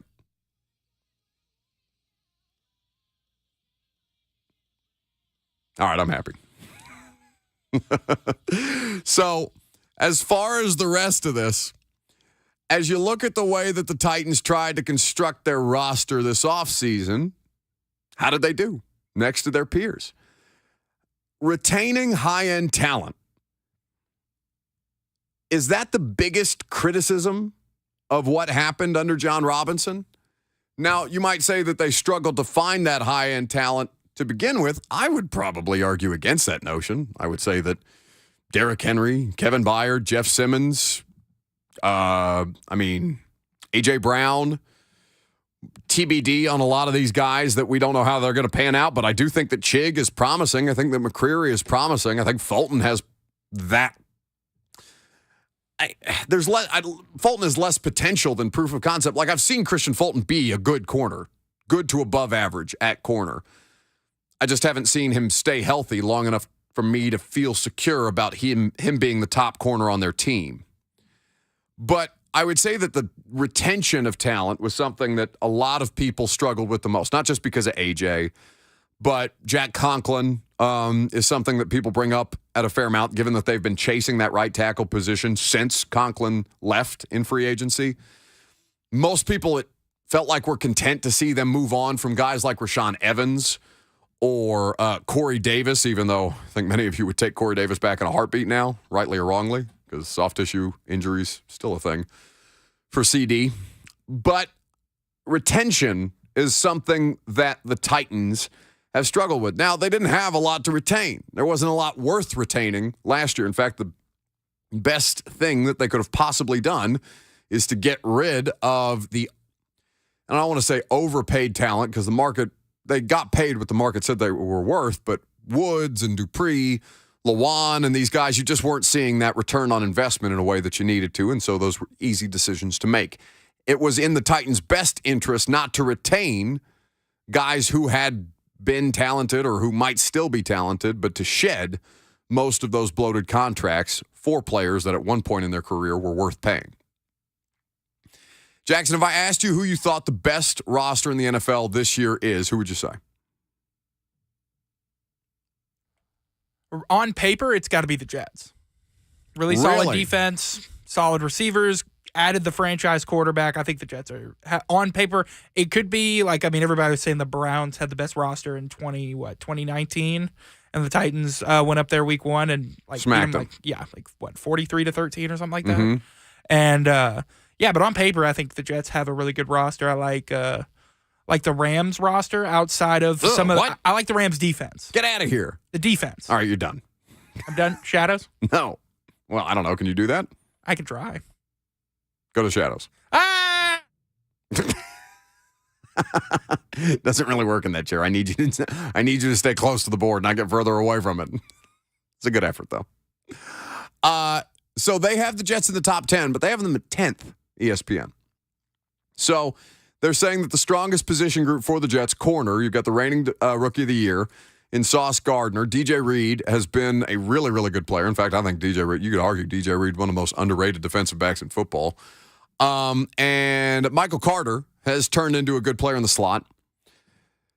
Their offensive line situation is a bit of a mess because left tackle Dwayne Brown at this stage of his career is not somebody that you want to be trotting out as your starting left tackle. Mekhi Becton is, I don't know what's going on with Mekhi Becton, but this is a 2020 first-round pick. He has not materialized at all. Dwayne Brown is 37 years old. So you understand that the offensive line situation in front of a quarterback like Aaron Rodgers, you want to make sure that that guy is protected if they're to have the kind of success that we're indicating. They signed guys like Billy Turner and Max Mitchell, but that's not really as promising as what, another team might sport on the offensive line. The best roster in the league, according to ESPN, and again, this is subjective, but they think it's the Kansas City Chiefs in, obviously strongest position group, quarterback with Patrick Mahomes. Weakest position group, safety, but that's not necessarily the worst position group to be. I mean, you want to be able to stop touchdowns. Safeties are not unimportant by any stretch of the imagination. But when you have that kind of quarterback, you can stand to give up a few more points than the average NFL team might be willing to. And then the offensive line, they have Donovan Smith now instead of Orlando Brown at left tackle. The Chiefs were not a great offensive line unit last year, but they did figure out how to play better their strengths. Use a lot more 2 and 3 tight end sets than you might have imagined the Chiefs did. But when you think about who their best receiver is, it's a tight end. So why wouldn't you use most multiple tight end sets humanly possible? I don't know what Justin Ross is going to be. He was one of the most electric players in college football in 2018. 5.1 yards per route run, and he's not been able to stay healthy. So where this stacks up, I mean, you look at their skill position groups. Who's the best wide receiver on the Chiefs roster? Juju's a Patriot. And I know Kelsey's the best receiver, but I'm saying at the position group of wide receiver, who's the best receiver on the Chiefs roster? Would it have to be Kadarius Toney at this point? You can make the argument for Kadarius Toney, even though that's a very small sample size, or MVS, which is Marquez Valdez-Scantling. I'd probably go MVS, but Kadarius Toney could very easily take him over. They're about to run into this season with Mahomes throwing to Marquez Valdez-Scantling, Kadarius Toney, and Sky Moore. Those are their top 3 wide receiving options, plus the obvious benefit of Travis Kelce. So, you don't feel great about the wide receiver situation there, even though you understand that quarterback can make a lot with a little. Now, I would argue that the Philadelphia Eagles are the best roster in football. Where are they ranked? I was about to ask you that. 2. I would have put them above the Chiefs, even as I understand the significance, the difference, 1, in the fact that the Eagles just went to the Super Bowl and lost to Patrick Mahomes and the Kansas City Chiefs. But I do think that on the whole, their quarterback is not so deficient that the rest of the roster can't kind of make up the gap between them and Kansas City. How long do you think I have to scroll before I get to the Titans out of 32 teams? 26. 26 is Jackson's assessment. I have to get to 28 before I can stumble upon the Tennessee Titans. 26 is the Falcons. 27 is the Bucks. 28 the Titans. 29 the Texans. The worst roster in football this year, according to ESPN, is the Arizona Cardinals, because they will be without Kyler, it seems, for the vast majority of the regular season. The Texans and Colts are both below the Titans. So 3 AFC South teams, 28, 29, and 30. The bottom in the bottom 5 of NFL roster construction, according to ESPN. I'm shocked to see the Bucks ranked ahead of the Titans, but I would say that I would take the Bucks wide receiving core and tight ends probably over what the Titans have. So they're saying that the safety group is the strongest position group that the Titans have, with Kevin Byard and Amani Hooker. Amani Hooker was not overwhelmingly healthy last year. So Amani is a good player. He has been a good player, and when they're right together, like in 2021, Amani Hooker was one of the best safeties in football. So if they're right, yes, you trust that duo as much as any position group that you have. Now, what's behind them is terrifying, because it's kind of Elijah Molden and a bunch of special teams dudes that you don't really trust or have any reason to. Wide receiver, you could make the argument that wide receiver or offensive line is still their weakest position group. I don't know that the offensive line, I've said this to you a million times, the names are different. I don't know that that makes them better. It would be difficult to have an offensive line group as bad as the one they fielded last year. Again, I say to you, your starting right tackle is already done for the first six games of the season. So while you think you might be on more solid footing, I would not take this group. I would not take this group for being better just because they're not the same. And now, I mean, they're literally all going to be different, because you're going to start with 5 new starters in spots. Brewer is a returning starter, yes, but he's going to be playing a different position than the one that he started at last year. So 5 new starters on the offensive line to start the year. And wide receiver, I mean, you could probably tie it. So the explanation, though, is interesting. Tennessee, and this is according to Mike Clay of ESPN, Tennessee inexplicably handed former first-round pick Andre Dillard a 3-year, $29 million contract to man left tackle after he failed to make an impact in 4 seasons in Philadelphia. NPF is the right tackle. He's not for the first 6 games, but for this exercise he is. NPF the right tackle after underwhelming as a rookie. Wide receiver, the team failed to add impact players behind unproven Treylon Burks and appears set to roll with NWI, Kyle Phillips, and Chris Moore atop the depth chart. AJ Parkinson in the F&M Bank chat says, ESPN has a bunch of tools in a tool bag. They don't even make the toolbox or tool chest. Why? Because they don't think your football team's very good? I mean, does it make me a tool if I don't think your football team's very good? Like, you can bitch and moan at ESPN for this, but, like, I don't disagree with anything that's being written here. Andre Dillard is anything but, like, a proven left tackle, and you just gave him the contract is not bad. Like, I'm not mad at the Andre Dillard contract. Like, I understood why they did the deal that they did for Dillard. They needed a left tackle. It couldn't be Lawan. They had to have somebody better than Dennis Staley for obvious reasons. And Dillard, if it pans out, then it's going to look like one of the best contracts in football this year, truly. And if it blows up in their face, then they can look around and say, okay, well, we're not tied to him beyond this 1 year where we were just trying to patch it together. But for them to say that it's the 28th best roster in football without DeAndre Hopkins, I don't know how you could argue against that. They are not a markedly more talented team. Where would you say the most improved talent, influx of talent is? Anywhere on this roster.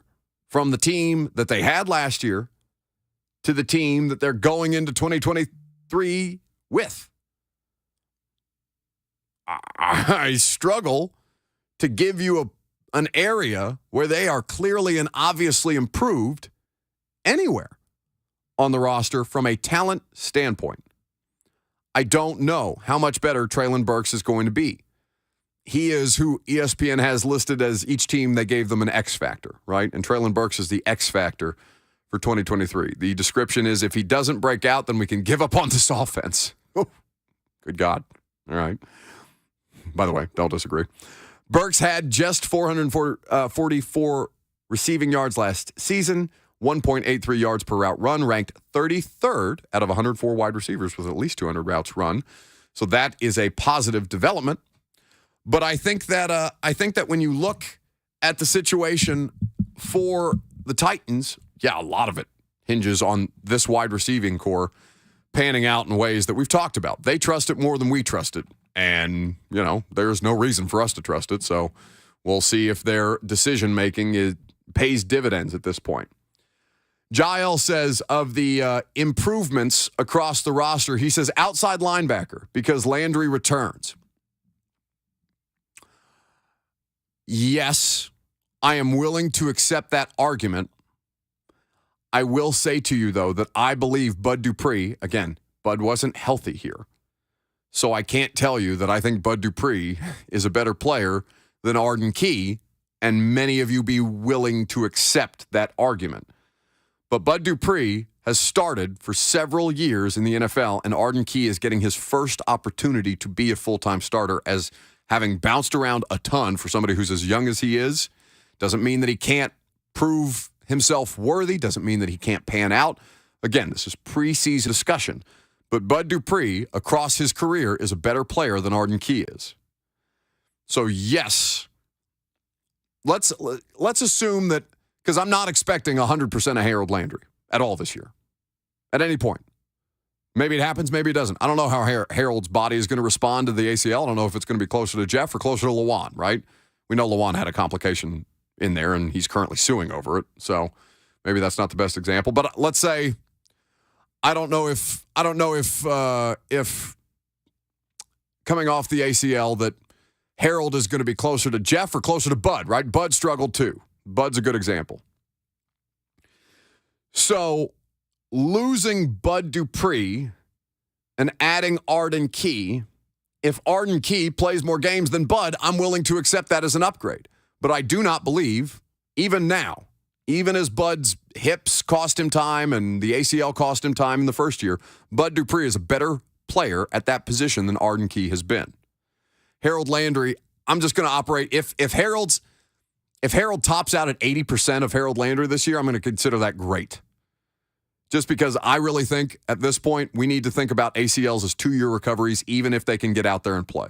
Like the ligament can handle it, the knee can handle it, the player can get out there, they can be available, they can participate to a degree, but it's rare that you see dudes just walk back out there after tearing an ACL, no matter what time of year that they tore it, and it be, like the ACL tear never happened.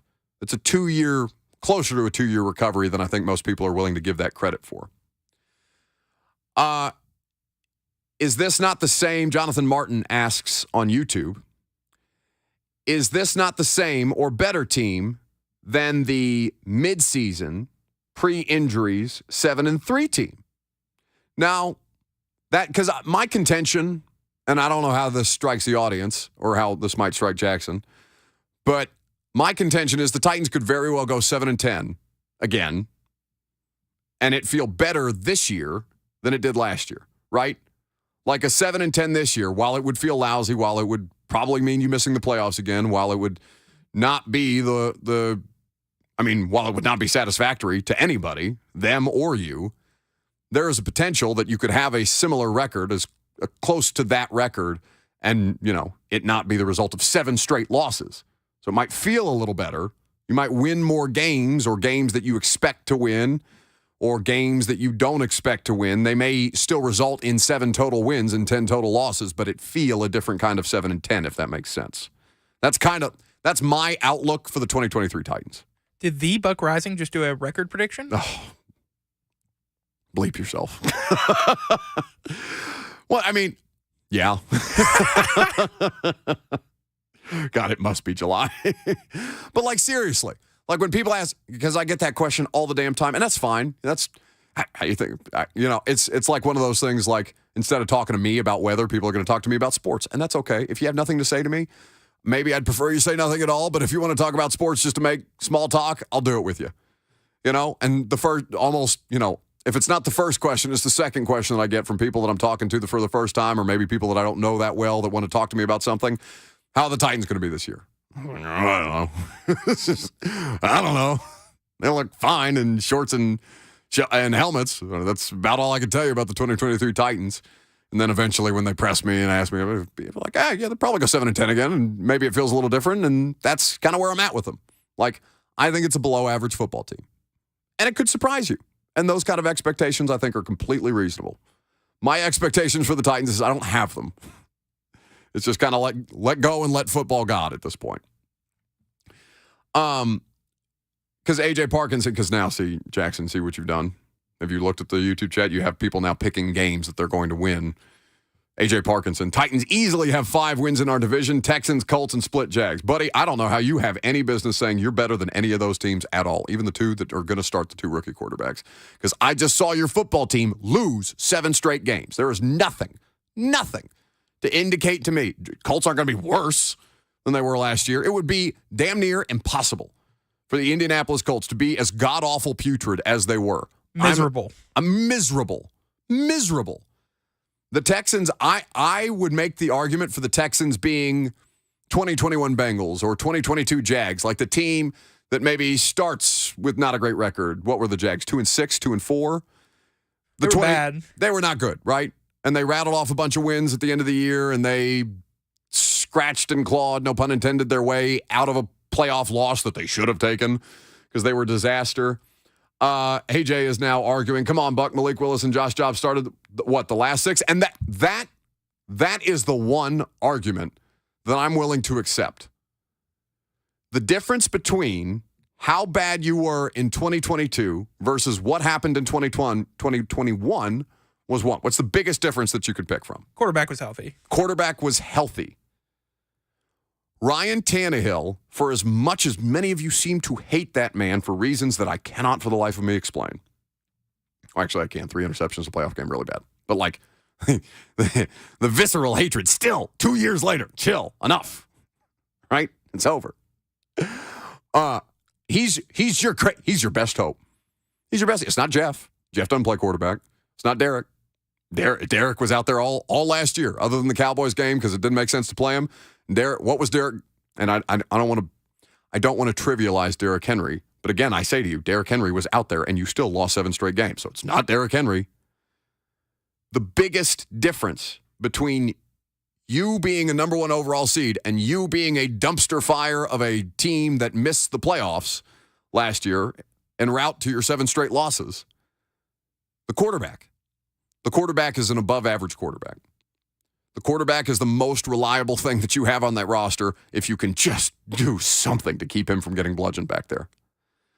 I'm willing to accept that the biggest difference between last year's Titans team and this year's Titans team may not be at all a roster change. It may be just getting Ryan Tannehill back upright and protected, or at least more protected than the guy I saw being completely undermined by the 5 players in front of him in 2022.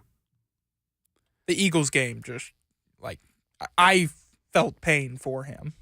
Well, and just to look over, because to hear Kevin Byard tell it on the Bussin interview that he did recently with Lewan and Compton, Kevin Byard saying that it's the only time in his professional career, and he played on some not great Titans teams. I mean, they did make the playoffs with Kevin Byard here. They've always made the playoffs beyond Vrabel's first year and this past year. And Malarkey's first full year as head coach, 16, his rookie year.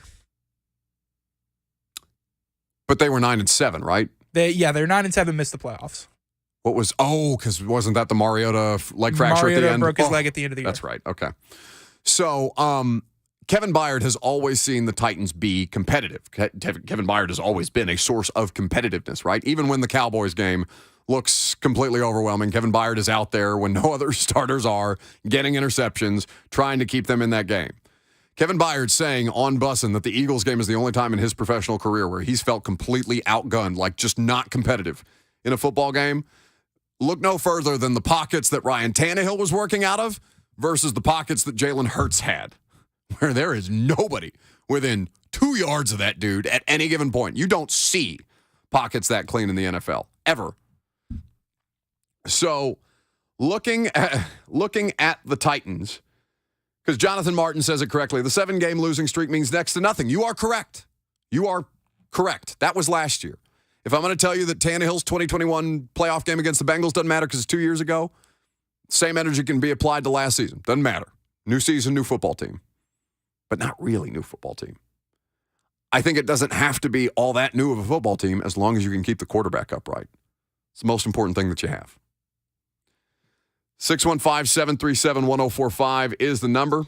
Greg Burton says, your negative attitude today has made me cut off your show permanently. I tried to listen, but you are way too negative. Well, he says you are way negative. Well, I don't care, Greg.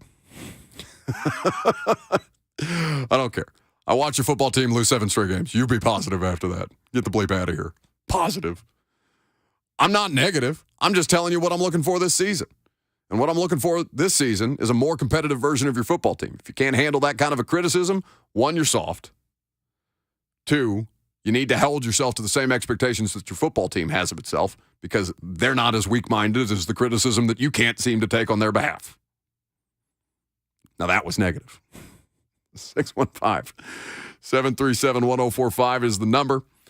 We will get into a former Vol getting a massive payday coming up next.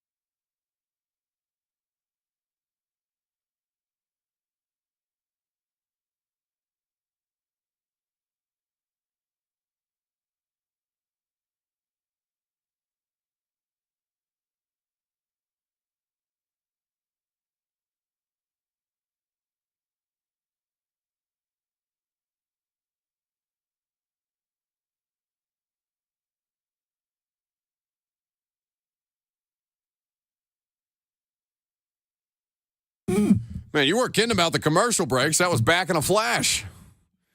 Welcome in. 615-737-1045 is the number. So a caller, Jackson, somebody called in and asked you to ask me what? We're playing telephone literally through the radio show? About Warren Sharp's analysis of the Titans. All right. So let's take a look at Warren Sharp's analysis of the Titans, because apparently it's a better spin than I might have on it. He perhaps in the so Sharp just put out his 2023 football preview. Maybe that's where the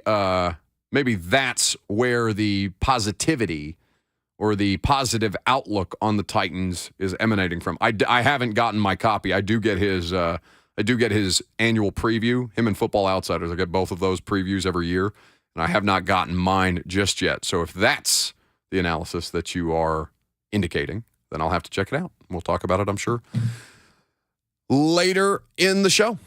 Meanwhile, Grant Williams, a massive payday in ways that I was quite surprised by. His role for the Boston Celtics, like they got rid of a lot of the dudes, Marcus Smart, Grant Williams. Apparently they're trying to recruit Damian Lillard. They're trying to figure out if they want to give Jaylen Brown a supermax contract, given the fact that the only thing you have to do to stop Jaylen Brown is force him to his left, as indicated by the playoffs of the Miami Heat. But Grant Williams getting that massive deal from the Dallas Mavericks after getting traded to Dallas from Boston, I was shocked by the terms of the contract.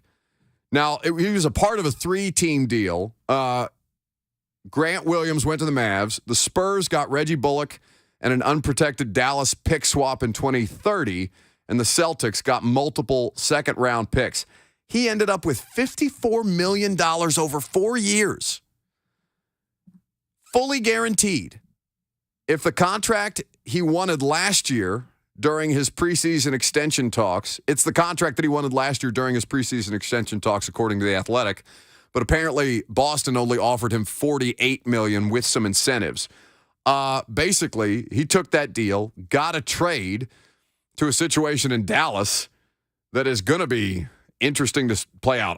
I'm frankly fascinated to see where Damian Lillard lands in all of this, as they try and figure out what that next iteration of his career is going to look like. But the idea that Grant Williams is worth $54 million in Texas, $54 million in Dallas is really like $58 million in Boston and $63 million in LA, is what Grant Williams said. That's a quote that he gave to the Dallas media after the trade. I was thankful just because I feel like the way my agent and everybody talked about it, that this was our floor. So his floor ends up being $54 million fully guaranteed from Dallas instead of Boston. I think when you talk about, yeah, that's exactly right. I think when you talk about the tax incentives or lack thereof for teams in free agency, and particularly a team like the Titans, for example, that is such a massive consideration for DeAndre Hopkins, for example. The money that he stands to make here, even if the Patriots offer him more as far as his contract is concerned, the money that he stands to make here is so much greater than he would in Massachusetts or Rhode Island or wherever DeAndre Hopkins, should he live in the New England area for a season or two. He stands to make so much more money in what he would save in income tax in the state of Tennessee than he would in Massachusetts. I don't know what Carolina's situation is. I want to say that I believe it's a similar income tax situation, but I don't know that with 100% certainty, so I don't want to speak out of turn. Jackson's making a face at me like he smells something bad. Do you know more about the Carolina tax code than I do? I'm laughing because you're not going to like my idea. What's your idea? We got to bring in Bert. He's a North Carolina native. I don't want to bring in Bert. No, there's no reason. The only reason to bring in Bert is for him to talk about the story that he brought to my attention. It's the first good story that Bert's brought to me in the history of him being a part of my ecosystem, both on radio show and prime time, is a security guard for Victor Wembanyama getting in a fight with Britney Spears. It's not something I expected to have dropped on my desk today. It's the only positive contribution the Bird has given. But I do think that when you think about, because there's been no DeAndre Hopkins updates, I'm not gonna gaslight you and talk about DeAndre Hopkins when there is no DeAndre Hopkins news. It's not worth it. Even though they'd probably do better than me talking about, Grant Williams getting a decent deal from the Dallas Mavericks. I do think within the context of those tax incentives, those income tax incentives in particular, you benefit. That's your greatest advantage. It's not the competitiveness of your football team. It's not even the contract that you can offer him being bigger than the other teams. It's the fact that you have no state income tax. And the other landing spots, Silas Wright says North Carolina does have a state income tax. So I don't know that to be certain, but I will take Silas Wright's word for it in the F&M Bank chat. Just things to think about as you twiddle your thumbs, waiting for DeAndre Hopkins to make a decision. I did think it was funny. For those of you who are on social media, and I know there's only a percentage of the audience, it's not even the majority of the audience that's on Twitter, but I think most of you follow the news in a way that you understand that Elon Musk purchased Twitter, has tried to do a lot of things with Twitter to try and change it around and try and profit more off Twitter. He's since hurt the valuation of Twitter, taking it from $44 million, what he paid for it, to it being worth about $15 million at this stage. Threads is Instagram's counter to Twitter asking people to pay for its services. And one of the first posts I saw on Threads yesterday was from DeAndre Hopkins, gaslighting people about where he might land in free agency. Do you have something to contribute today, or are you just going to wander in here and out 2 hours into the radio show after having missed your only obligation to the radio show today, which is to help Jackson do the updates? Hello? Is this thing on? What do you want, dude? Do you have anything nice to say to me ever? Yeah, I was nice to you when you brought me the Victor Wembanyama Britney Spears story. Did you already talk about that? No. Well, I'm not going to do it now. Well, good. You should do it. You should do it today. You should do it in a little bit. I will do it today. Well, that's good. Does North Carolina have state income tax? They do. They have every tax. North Carolina has all the taxes. They have sales tax. They have income tax. They have corporate tax. Income tax, I believe, is 4.75%. Oh, my God. Yeah, it's they want your money, and they would like it now. Woo.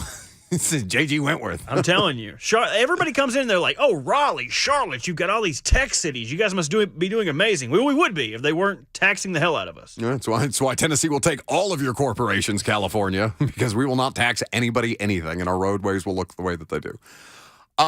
So would you do you have any affiliation with the Panthers whatsoever, or are you just Ravens? No, nothing with the Panthers. In fact, I hate them. I call their fans Fanthers and keep pouting. Their famous line is keep pounding. I say keep pouting. All of their fans became fans in 2016 in the one Cam Newton historic run, and they never slept through the Jake Delhomme games. They never had to go through Jimmy Clausen. They never had to go through the terrible 08s when their crowning achievement was signing two running backs to massive contracts in D'Angelo Williams and Jonathan Stewart. Oh, my God, I forgot about that. And having nothing to show for it. So I am not a Panthers fan. Panthers are all despicable to me, and I'm glad to be out of that state.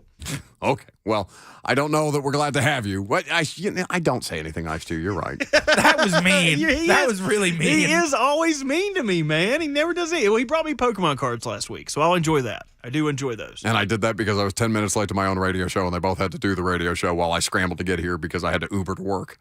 Sounds like you owed me one, and you shouldn't have brought up the fact that I missed my one of two sports updates I was supposed to do. Well, if I do remember, show. Buck was pretty heavily ridiculed for the late arrival. He always is. That's our job. Our job is to keep him modest. You don't say nice things to me. I do. You look slim today. You look like you'd fall through a crack if you stepped on it the wrong way. Well, that was very nice of you. Nicest thing anybody has ever said to me about the weight loss is Taylor Lewan's wife asked me if I was on Ozempic, the diabetes drug that women are taking now to lose weight before their weddings. No, this is all tapeworm, babe. I don't want to make eating disorder jokes. I got close there. I don't want to do that. Terrible idea. See, this is what happens. This is why Bert can't be here. This is why I say nasty things to him, because then bad things happen. It's my fault. Blame it on me. All right. We'll see if he does his update on time. He's there. We'll see if it happens coming up next.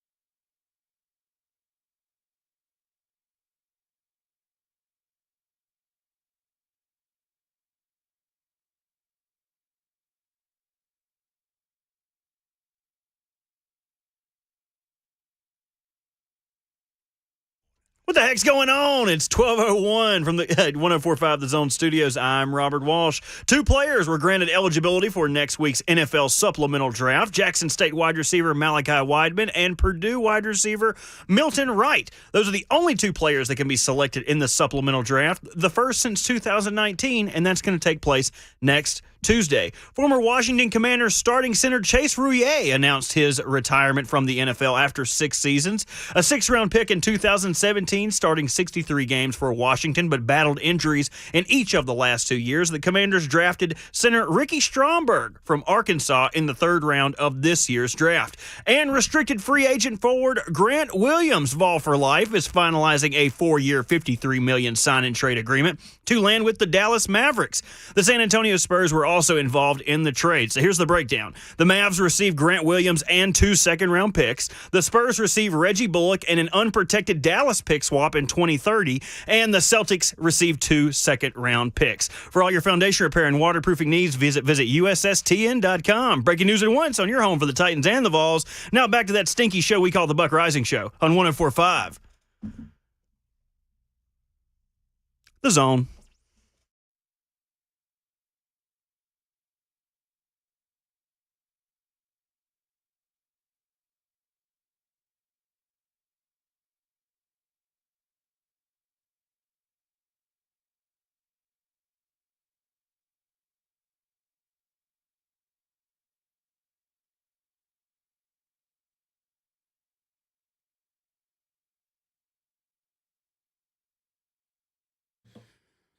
Third hour underway. We're busy scaring the hell out of Jackson back there. Bert's lingering in the back room like a bad smell. We're having a ball. Lovely to have you here. I really do need to work on that. If for no other reason, it's not even got to be weekly positivity at this point, Bert. I just have to say something once a day that's nice about you. Do you think I can do it? I don't. I really, truly don't. Because I feel like I'm just such an easy target. There's like plenty of things that you can like. I do look like a dust bunny. I do look like somebody who, to clip their toenails, uses their teeth. Like I look like somebody who would go hoboing with like one of those knapsacks thrown over my shoulder that's just a stick and a picnic blanket wrapped up together. Like I look like that. I get that. But I lean into the joke. I appreciate the jokes. We just got an email from our boss about not using threads from Instagram until we have more guidance from corporate. Meanwhile, I've had threads posted all day, all over the place. Whoops. You don't listen to anything. I just got the email. What do you mean? Come on. You are a big subscriber of do it first and ask for forgiveness later. Well, yeah. That's the only way I can get anything done. But this time it wasn't on purpose. I had no idea I wasn't supposed to. Why can't I use threads? Well, we need more guidance from corporate, obviously. For what? Personal social media? Yeah, exactly. You are not an entity of yourself anymore, Buck. You are now an entity of Cumulus Media. Well, we do use all my social media accounts. Like the show doesn't have its own social media account. It's just my account, so maybe that's the concern. That needs to change. To which I don't think you're going to own your thread, buddy. To which I would say, I already do. Whoops. 615-737-1045 is the number. Cory Curtis, WKRN News 2, is going to join us in studio here in just a little bit. And we will talk about a lot of different things going on with the Titans offseason, questions that we have, players that we are watching, John Robinson draft picks that we still have hope for because they do still need those guys to come through to an extent. But Bert, you brought me a story. That's me saying something nice about you today. You did your job. I do part of it at least. Well done. I'm at 50% today. So Bert did his job today, and he brought me a story. What are the details? Do you want to describe the story to people? You've had more time to read the actual story, and I need to respond to emails to our boss about the things that I've already done that corporate told me not to do. It is laughable that you think I read. Okay, but I will read you the title of the story to start off. Smacked in the face by San Antonio Spurs security. Wanted a pick with Victor Wembanyama. Who is that we're talking about? Mrs. Britney Spears. So she noticed Wembanyama in, I believe it was in Vegas. He's there for the Summer League as all the rookies and younger players in the NBA are playing games and getting a little court time. She noticed him in a restaurant / casino / bar / ambiguous entity that kind of rolls in Vegas, and she wanted to approach him. As she approached him, she tapped him on the shoulder, and one of Wembanyama's security people from the Spurs, rather than diagnosing the situation, just instantly backhands her, pushing her away. She falls to the ground and backhanded one of the biggest pop stars of our lifetime. Correct. Backhanded. Laid hands on a woman. So that's a very, very specific thing that you've described. So if, in fact, there's not a security guard actually backhanding Britney Spears, I just want to make sure that we're buttoned up on the language here. Okay, there you go. So at 19:46 a.m., there was an update. So this is the TMZ beat, man. This is the kind of stuff you get to follow. I have their app. I read it more than I haven't read a newspaper in my entire lifetime. I read TMZ. I just like the way they feel and smell newspapers, you know. I don't miss actually reading. I do miss the comics and crosswords, but everything else about it, not a big fan. Anyway, let's keep our local media in business. No. We just received a contrary information about the police investigation from a source up high in Metro PD. Our one source says this is indeed a criminal investigation, and they are taking the incident, quote, as serious as a heart attack. The sources add that the case will likely be referred to the DA, although this does not mean criminal charges will be filed. So not only did she get smacked, they're calling her a dumbass, Buck. You usually say my jokes are terrible, but I was pretty proud of that one. It's just because it hit me in the face. Much like Britney. Yeah. At 9:10, we got another update. Our law enforcement sources tell us that the cops who responded to the reviewed security camera footage showed Smith push Britney's hand away, and then her hand, not Smith, struck her own face. So later they find out they have not addressed the velocity of the force of swing yet, but they're saying that him swatting Britney's hand away was her smacking herself. So maybe, according to their latest update, she was not smacked, she smacked herself. So it was a classic stop hitting yourself situation. An update this morning, law enforcement sources tell TMZ the man listed on the police report as the one who slapped Britney Spears is Damian Smith, the director of team security for the Spurs. TMZ sources say it is not being handled as a criminal matter because cops determined Smith was not trying to hurt Britney, but rather defend Victor Wembanyama. I told you he's better than you are.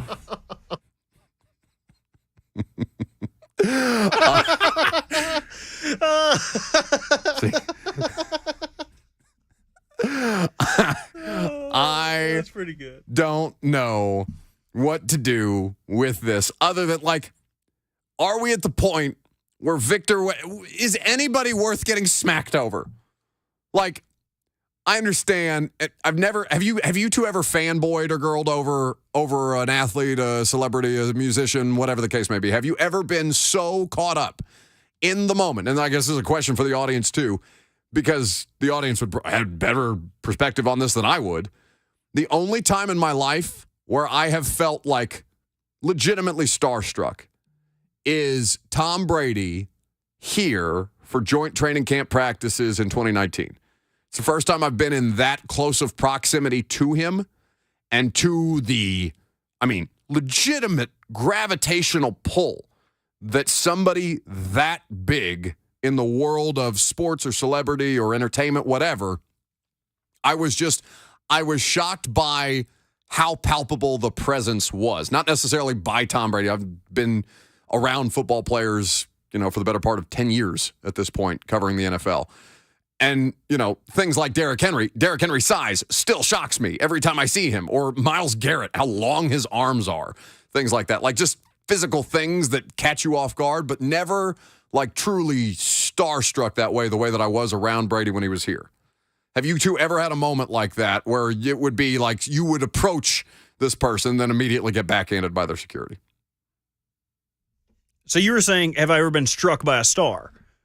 Well, have you? I have not. Okay. But I do want to say something nice about you because you're saying something nice about me. Damn. I think that's a lot of growth on your part. You just ran over that joke so hard. I think it's growth on your part to say, oh, have you guys ever been near a celebrity and you didn't instantly drop celebrity names that you're around? You stuck with someone that's sports related. I said Tom Brady. But that was at work. You were working. I'm proud of you for that because normally, anytime I do that, it's within the capacity of work. The two of you just think it's funny to find me when I say names of people that people would recognize around what it is to do my day to day. I don't think so. I don't think that's the case. But I will give him credit. He hasn't name dropped anybody he was around at Beer Olympics.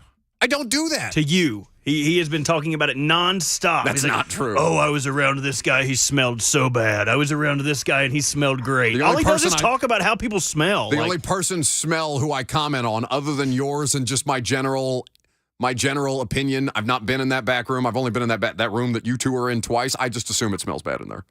I just assume. I don't know why. I don't know that. Probably not a fair assumption. I don't know what I'm doing there. I just assume that room smells bad.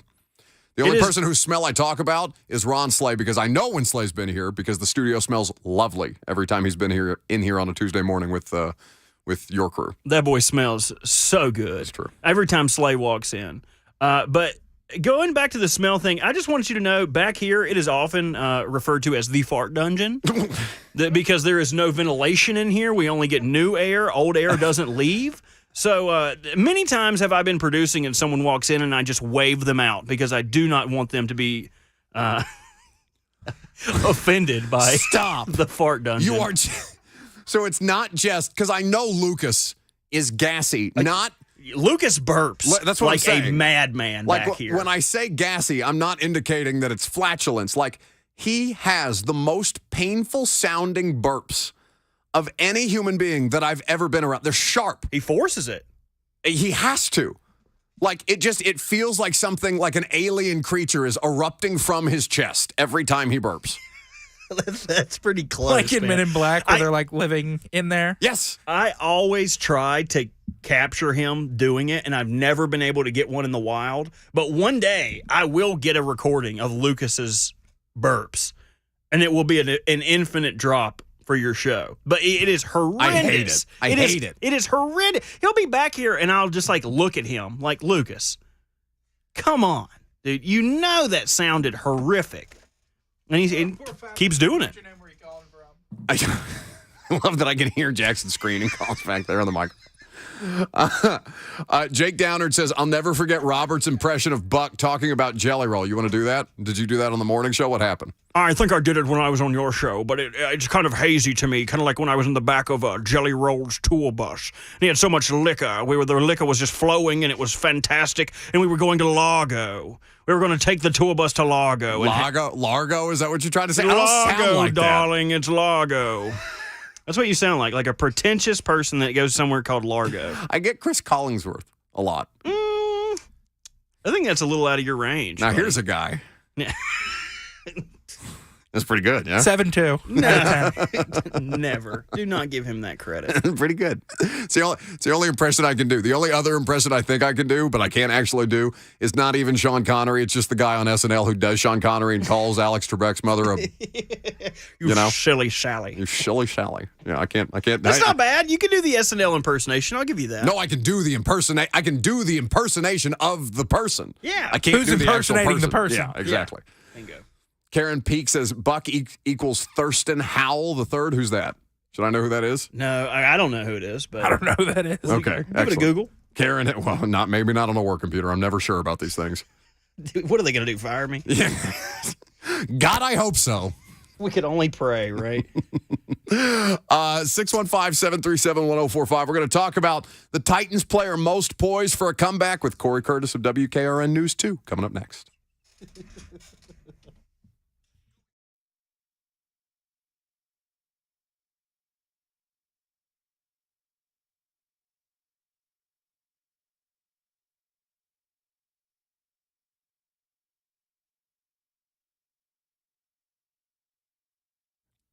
The Big Machine Music City Grand Prix is coming up August 4th through the 6th, except that's not something I'm here to tell you about. I'm here to tell you about the Tennessee Men's Clinic. I read my ad reads wrong. The Tennessee Men's Clinic is here to help you with erectile dysfunction. If you're somebody who has dealt with this issue in the past or is dealing with it right now, maybe you're embarrassed, maybe you think there's frustration, negativity, stigma associated with it, what it is to get help 4ED. That's something that the Tennessee Men's Clinic is here to help you work through. There is no one-size-fits-all treatment because we're all different. Our bodies age differently. Our bodies change as we go through the aging process differently. The Tennessee Men's Clinic understands that, recognizes that, and wants to make sure you understand that you have a support system in place to help you through those changes in life. They have an experienced staff that will find that best treatment path for you because, like I said, no one size fits all. They have 2 locations, one here in downtown Nashville and the newest office in Cool Springs to help you work through that process to make sure that you are comfortable with where you are at in your aging process. To get more information about all the different options that they offer, go to TennesseeMen'sClinic.com. That's TennesseeMen'sClinic.com.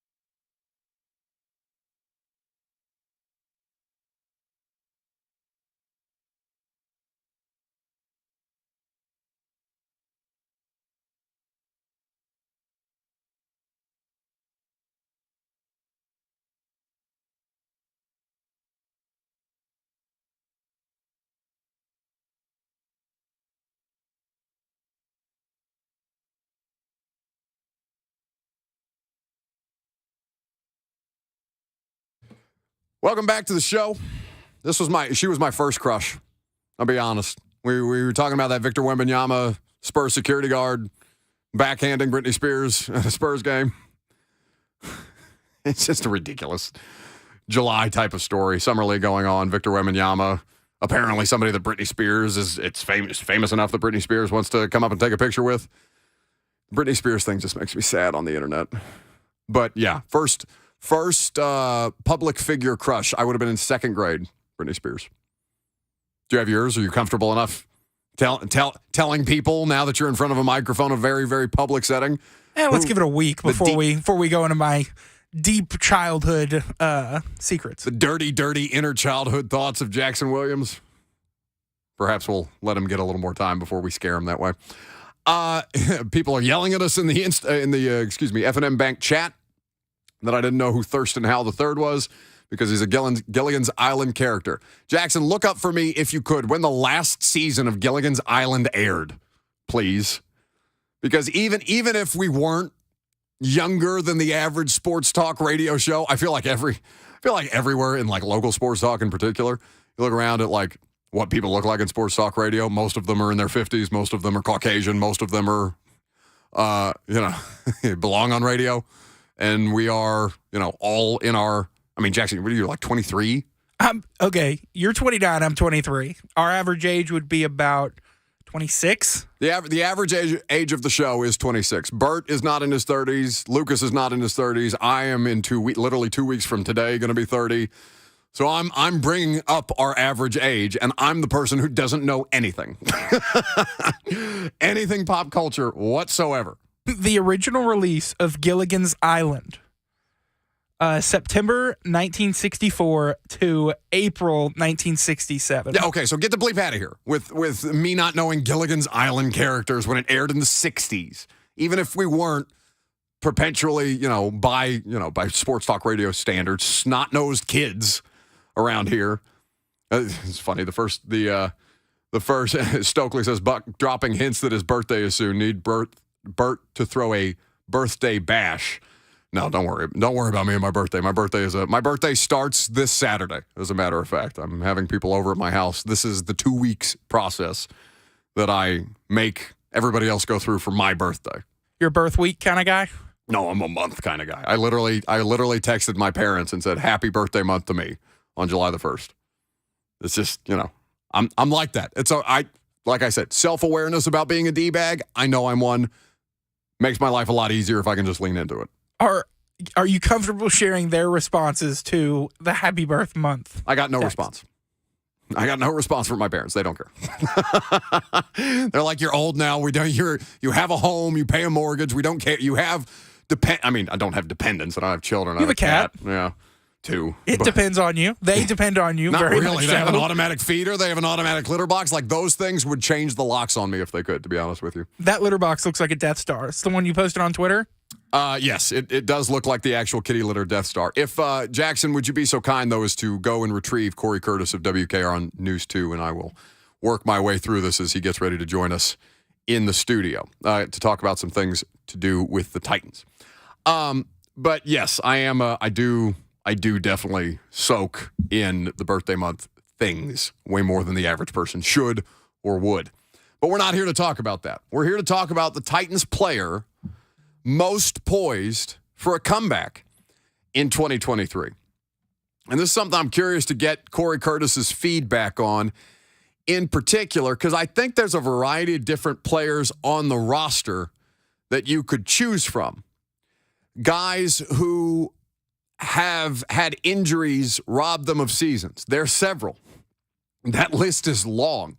If you were just doing it based off players, not players who have underwhelmed because of injury, but players who have been robbed of seasons because of injury and as a result have underwhelmed, it's a really, really substantive list filled with a lot of players at a lot of different positions.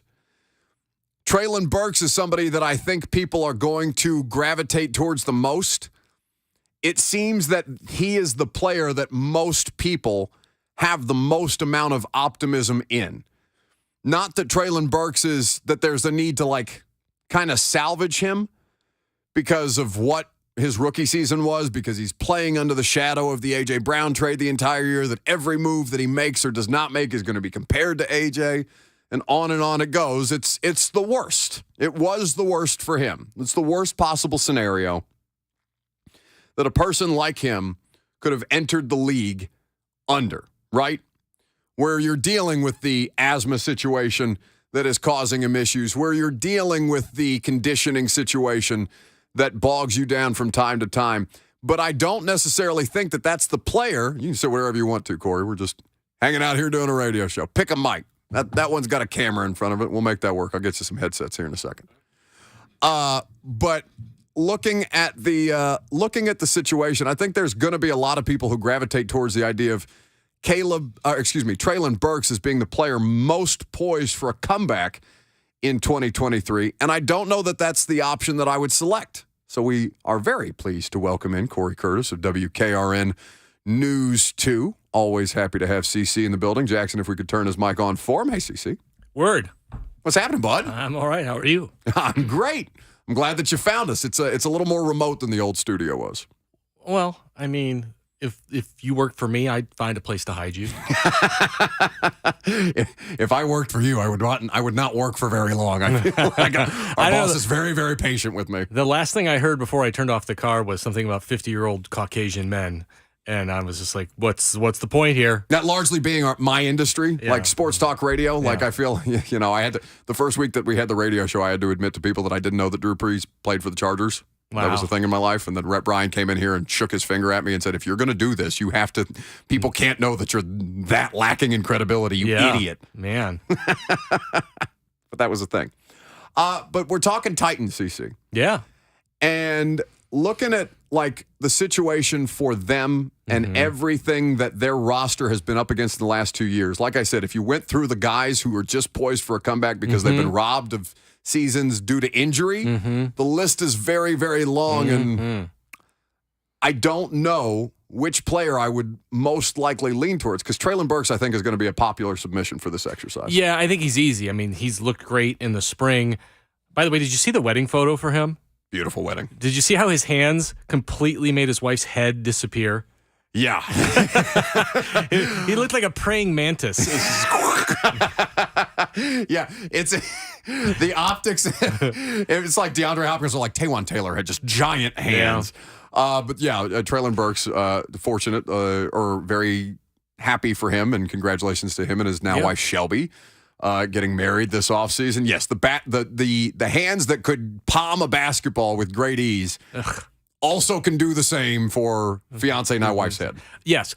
So he's an easy pick because, I mean, look, I have said this before, and it's not a reflection of saying I think he's better than A.J. Brown. I think it's a reflection of what the Titans offense has been and could be. I think he could go for more yards this year than A.J. Brown ever did for the Titans in a season.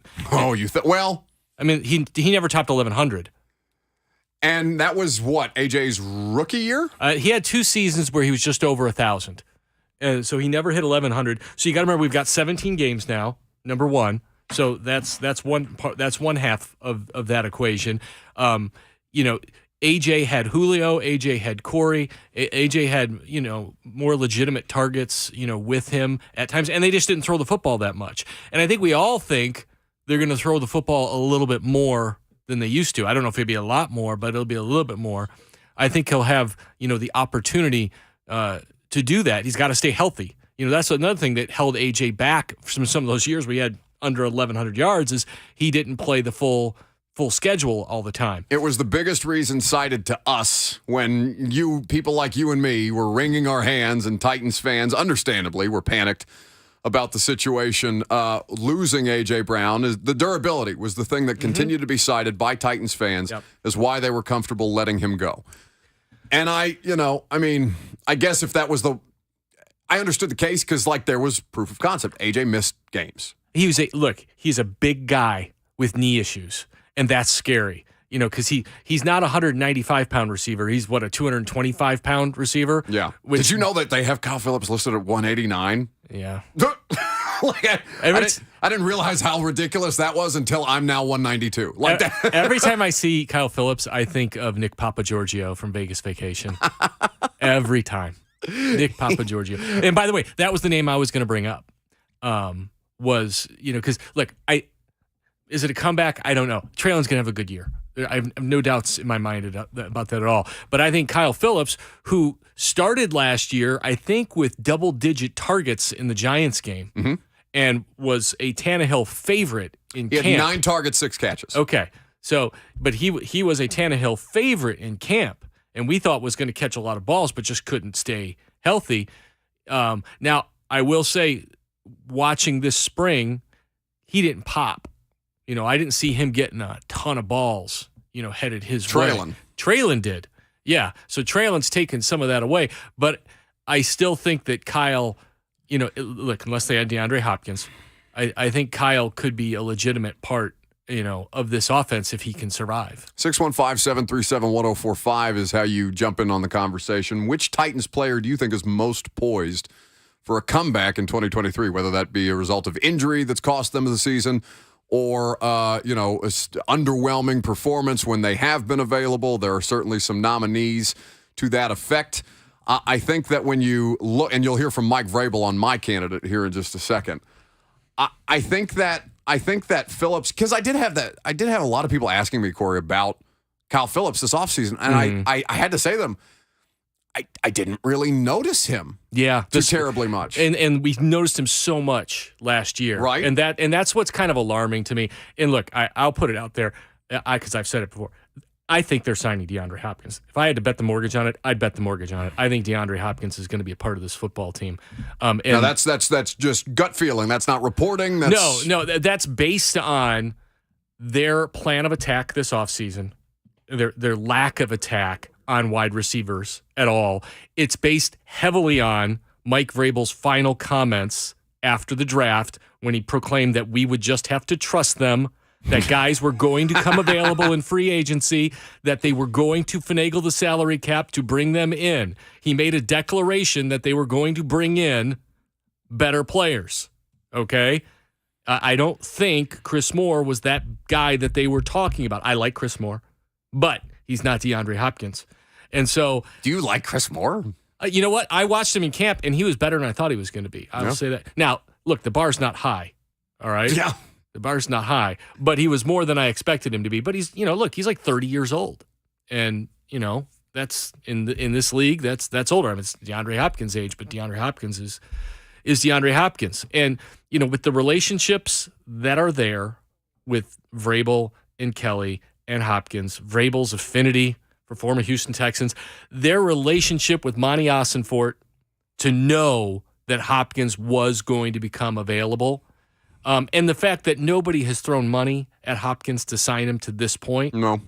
To this point. I mean, we're still 19 days away from report date. If somebody was afraid of losing him, they'd throw money at him. Okay? Yeah. So nobody's racing to the altar. All right? And look, I'll continue to say this as well. The Patriots are the worst team in their division. And if he goes there, it's just for a paycheck, or he believes the national media narrative that the Patriots are still relevant, which they're not. Have you been surprised? I mean, I guess I shouldn't be surprised by the amount of coverage I've seen around his fit with New England. Like, that has been the predominant cover. Hell, you couldn't even get them to read NPF's name on the day that all those players got suspended for gambling. Like, I really do think that they are one of the easiest teams to ignore. I don't understand the national media's love affair with the Patriots and with the Colts. I mean, the Colts haven't been relevant since before you could shave. Okay, and that was like when you were like 11. I was going to say, I was shaving at an oddly early time, but yes, I would agree. But no, I mean, it's 2014 since the Colts were relevant, and they still treat them like they're royalty. And Andrew Luck, last I looked, is like 150 pounds, so he's not coming back. And then the Patriots haven't been, I mean, since Brady left, they've been mediocre at best. And, And when you look at their roster, how many top 5 players at their position do the Patriots have? Matthew Judon? Judon is definitely one. I mean, the corner that they had. Yeah. I don't even think I could name another player that I think is anywhere close to top 5 at their position. So there's no high-end talent on that roster outside of Matthew Judon. Talent that makes you go, we got to prepare for this guy on Sunday. With the Titans even, who everybody has picking first evidently in the NFL draft now, they've got Jeff Simmons, they've got Derrick Henry, and they've got Kevin Byard, who are all arguably top 5 at their positions. Yeah. And that's just those 3 guys. Not to say the Titans don't have holes, because they certainly do. But at least they've got guys that you got to worry about on Sunday. Cory Curtis, WKRN News 2 is where you can watch him. Of course, you see a staple in the Nashville media market. That means I'm old. Jackson literally said to me when I said that you were coming on today, he said he's been here forever. Yeah, 2003. Hey man, that's a mark of greatness for anybody to last for any period of time at all in local media. I think that is a tribute to the work of our guy CC. I got hired by the same station twice. That's how I do it. That's a good way to do it. But so your selection would be Burks, the guy who you think most poised for quote unquote comeback. Is comeback even a fair assessment? I don't like calling it a comeback. I guess because a comeback then. Because I feel like he's already come back. I mean, because just because he can breathe. Well, because last spring and everything in training camp was so terrible. Yep. And then this spring, I mean, like he has created the expectation. You talk about recreating the narrative around you. He has recreated the narrative around it. It started last season. He made plays last season. The touchdown catch where he got knocked out was a hell of a play. Yeah. Oh my God. The game in Green Bay, he was one of the best players on the field that night. Huge plays against the Bengals. Yeah, Packers. No, and against Packers the Bengals. And Bengals. Yes. Yeah, several games. So we've seen the talent. And it was just learning how to be a pro for him. And we heard some of that from his coach at Arkansas, that might be some of the issue of him getting up to speed, because there was some of that at Arkansas for him as well. And once he did get up to that speed at Arkansas, I mean, he goes for 250 yards against Alabama. So not to say he's going to go for 250 yards in the NFL, but I expect him to be a very good player. If I said to you that I have yet to give up on Caleb Farley, what would your reaction be? I guess it would be what level of expectation you have. None. Okay. I have zero expectation. I think you can safely say if his knee and calf fire, he could be a different player than he was last year. But we haven't seen anything. How many years is this? Is this year 3 or 4? This is going to be 3. We haven't seen good football from him. No, in fact, we've seen bad football. Yeah, objectively bad football. I still think you're drafting a guy with 2 back surgeries and an ACL in the first round is obviously a reason somebody doesn't have a job now. Part of that reason, and those are huge concerns. That's different than a hamstring. That's different than just an ACL. There's a lot of things combined. He's a nice young man. I'm sad about Buck is you heard about what a great athlete he was. He was a quarterback. He was a wide receiver. He was a cornerback. I mean, he's a great athlete. Yeah, I haven't seen it. No, I know. I haven't gotten to see it. and that's what I want to see it. I want to see it before he's gone. And I want to see it for him because everybody wants to achieve at the highest level. There are so many guys who just say, if I just gotten a chance to do that at this level and show what I could do, and they didn't get it for whatever reason. He's got that chance if he can just get healthy. I know. My problem is, though, he had that chance. He's had it a couple times. Like, he's had, it's almost the same kind of conversation that when people bring up Malik to me, and they say, well, they didn't give him a fair shake. Yeah. And I said 3 starts in the NFL is far more than Josh Dobbs had through 6 years in the NFL, and Josh Dobbs did more in his opportunity than Malik did in his. Now, again, these are different competency levels that we're talking about, and I understand that Malik's situation, no situation is created equal, but he has had opportunities to show us something, and what he showed us is that Diami Brown is going to take him for a ride against the Washington Commanders in ways that most people probably did not remember Diami Brown from North Carolina prior to that situation going down. Yeah, that was bad. And we saw that. Remember in camp, we were wondering, are the receivers looking this good, or are Racy. Yeah, we thought Racy was there, and then we looked in covers as he's taking Caleb Farley for a ride, and then we realized. Yep, and then we realized what the problem was. It's like the year when Tannehill threw all the picks in camp. Is it the defense? Is it Tannehill? It was both. It was both. It was both. So yeah, the other guy that I would bring up obviously is Christian Fulton, because he has played at a very high level at times, and so I think he could come in and put together, the type of year that could get him really paid. But you talk about having given up. I've kind of given up that he's going to get through 17 games. Fulton. Even with the addition of the famed strength and conditioning he's gonna durability, have to prove it. He's going to have to prove it. Yeah. He's just going to have to. He wasn't available this spring. How many times has he gone out with soft tissue since he's been here? I don't have the number in front of me, but enough for Mike Vrabel to feel comfortable calling him a repeat offender. A repeat offender. There's been a few. And look, I don't wish ill will on anybody. I hope he plays 17 games and goes to Canton one day. But when you're building a football team, when you're projecting your roster and projecting your starters, you can't project guys that you can't count on. Yeah. And right now, unfortunately, you could say we're going to start him, but we're going to have to really back him up because we can't count on him. I think that's spot on. I mean, it's the reason why Trey Avery and Chris Jackson, because you continue to have to cite Roger McCreary's best asset, even if 17 games. 17 games. Him and Kevin Byard. Yep. 17 games. Kevin Byard, 7 years. I know. Has 7 years. Knock on wood. And you ask that guy to take a pay cut. Still. It is, look, mind-numbing to me. I understand it's a business. I understand it's numbers. That's just not where I'm going for the numbers. Not there. Of all places. Yeah. Not there. Yeah. 615-737-1045. Last call for phone call. CC, you got another segment in you? I didn't drive here to do one. Okay. Lovely. So Cory Curtis will hang out with us. We'll wrap things up. We'll do some polls with Cory and call it a day. I'm Buck Reising. It's 104.5 The Zone.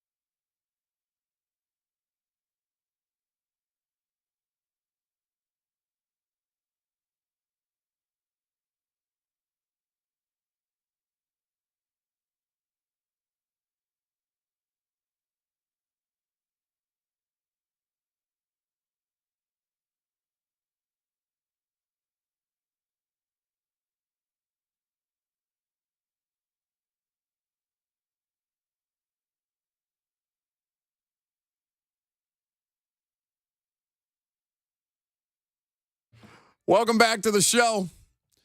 We were just talking about races. Cory Curtis is trying to get me. Yep. Now that I've dropped the weight, Cory is trying to get me going. You can hit the on button there, Cory. Yeah, I got it. Yeah, look, people actually wouldn't be afraid to have you on their team now. It's a little different at Could you imagine 192 than I was at 248, huh? You roll up to Country Music Marathon in that creamsicle jumpsuit you had. Still have it. Fits great now. I don't look like an actual salmon now. You look like a 90s rapper. You just needed a bucket hat and the giant sunglasses. The bucket hats and the glasses are making a comeback, by the way. We called it my, just off the Drake song, In My Feelings Football is that outfit. Okay, I have no clue. I'm one of those 50-somethings, so. It's okay. I made a Gilligan's, or the audience. I heard you didn't know who Thurston Howell was. And Terry McCormick is tweeting at us well, about. Terry's older than I am. I know, which is and I love you, Terry, but this is everything that I need to support my point about not knowing who the hell Gilligan's. The crazy thing is they went on a 3-hour tour, and they all went on the tour with luggage. Who takes luggage on a tour? I would take, and on a boat, I'd take luggage. Like change of clothes. Yeah. Okay. You don't know what's going to happen. You are Thurston Howell. That's what I hear. I don't know who that person is. He's you. Well, you're rich, so that's good. He was a millionaire. Comfortable, let's say. Last call for phone calls if you got them. We'll do some polls with CC here in just a second. Cheeseburger in Nashville, though, is next. Hey, Cheeseburger. What's going on, Buck? What's going on, Cory? How y'all doing today? We're great, bud. Fantastic. I'm good. I'm doing good too. Love hearing your show, Buck, every day. Cory, I like what you do for Channel 2 at night on Sports Extra. Love that. Appreciate it. Love watching that on Sunday nights. I think my two comeback players for the Titans, I think one that's going to have a definitely breakout year this year is Traylon Burks, and the second one is going to be Kyle Phillips. And also, I think Chig Okonkwo, I think he might have an excellent year this coming up year. So I think those would be my three. And then, hey, Buck, if Cory wants to, he can hear my little rap song. It's a Buck Reising Show all day, every day. Oh, Lucas isn't here. We don't have the music. Buck Show, let's go. Oh, Jackson is up, let's go. Tennessee Titans all day, every day. This year's all about the Titans. Let's go. Cheeseburger Buck Show. He's got his own. Also, we got Cory Curtis in the house. We got Cory Curtis the lyrics. Doing the Sports Section on Channel 2. Yeah. Thanks, go. Cheeseburger. Okay. I'm not doing a show against myself. I don't want to talk to me. Back there, Lucas has music that he plays under Cheeseburger every time he raps. As we thought, Traylon and Kyle are going to be popular. Chig's not a comeback because all Chig did last year was get better and better with opportunity. Yeah, I would say a coaching staff comeback on that. Maybe wait until. I just remember every week we were begging them to play him. Mike, for God's sakes, why until mid-November are you waiting to play Chig? Every week. Why are we throwing to Jeff Swaim here? Wait, you're going to run a tight end screen to Jeff Swaim and Chig is on the sideline? Because he's the best blocker. Yeah. Three-toed tree sloth. I'm sorry, Jeff. That's not very nice. No, it's not. Are you buying what they're selling on the offense? Because I honestly, just the messaging, Cory, and I don't know how real this is we can only say so much about what you and I see. Yeah. On a regular basis. There's restrictions on the reporting. By the way, for those of you interested in attending training camp practices, they are expected to announce open dates this coming week. Mm-hmm. Next week is when they will let you know when you can go out there to St. Thomas Sports Park. Are you buying what they're selling on the offense? Because the way that they're spinning it to us at the podium, it makes it seem like a lot more wholesale changes than I might have anticipated. I would agree with that because, like we always say, it's Mike Vrabel's offense. Right. You know, regardless of who's been calling the plays, it's Mike Vrabel's offense. But look, there's a reason that Tim Kelly was here, okay? And that's because he was a guy that Mike Vrabel respected and wanted here before he could even plug him into OC. I like the simplification of the play calling. I think for young guys especially, and there's a lot of those on offense, I think if you make their job easier, they can play faster. And that's one of the catchphrases for this year, which is how he got away with not drafting a receiver till the 7th round because he didn't know where play faster, not get faster, guys. Yes, exactly. So I think that I buy that. I do buy that. I do buy that they have a plan to get more players the football. Like, I don't think they drafted Tajay Spears to give him 3 carries a game. I think they drafted him largely the reason they drafted Darrington Evans, and that was to get him the football in the passing game, but Darrington couldn't just stay healthy. Yeah. And so, look. You want to talk about washouts, man. Oof. Yeah. That guy. I tell you, I watch Tajay Spears' college film. ACL or not, he's got juice. I mean, that guy, he is instant acceleration. And apparently you don't need an ACL to change direction. Well, I mean, Frank Gore did it for a long time, right? Yeah. So, we'll see. We'll see. I buy that, you don't draft him in that spot when you have other holes unless you plan on getting him the football. So I think there's plans to get him the ball. I think there's plans to get Chig the football. I like Traylon. I think if you can add DeAndre Hopkins, you've got potential to be the whole offense. None of it matters if the offensive line stinks. God, Corey, the whole NPF thing, just the idea that position group is getting undermined right out of the gate. Yeah. We spent plenty of time on it. But we have to spend time on. Oh, I'm sorry, go ahead. No, that's where games are won. Yeah. And that's why I certainly is where games were lost for them. I think the Titans are in all 17 games because of their defensive front 4. Yeah. Now, I think their offensive front 5 is what can win them games if they can just be okay. I just don't know. I have no idea. It's unproven. It's all unproven. This is the lowest or least, not lowest, but least amount of expectations I've had for a Titans team. This will be my 7th season. I've never had less expectations for them. Okay, I was here for the Ken Wisenhunt. No. Ken got fired. So I was here in Nashville. I wasn't yet covering the team. Ken, the Wisenators, 3-game stint in Marcus Mariota's rookie year was my first year in Nashville. My only hope for his second year, because I didn't think they'd win many games, was that he wouldn't get Mariota killed. That was my only hope. Well, and he tried. Everybody tried. It is now time for some polls. Oh, he wasn't ready.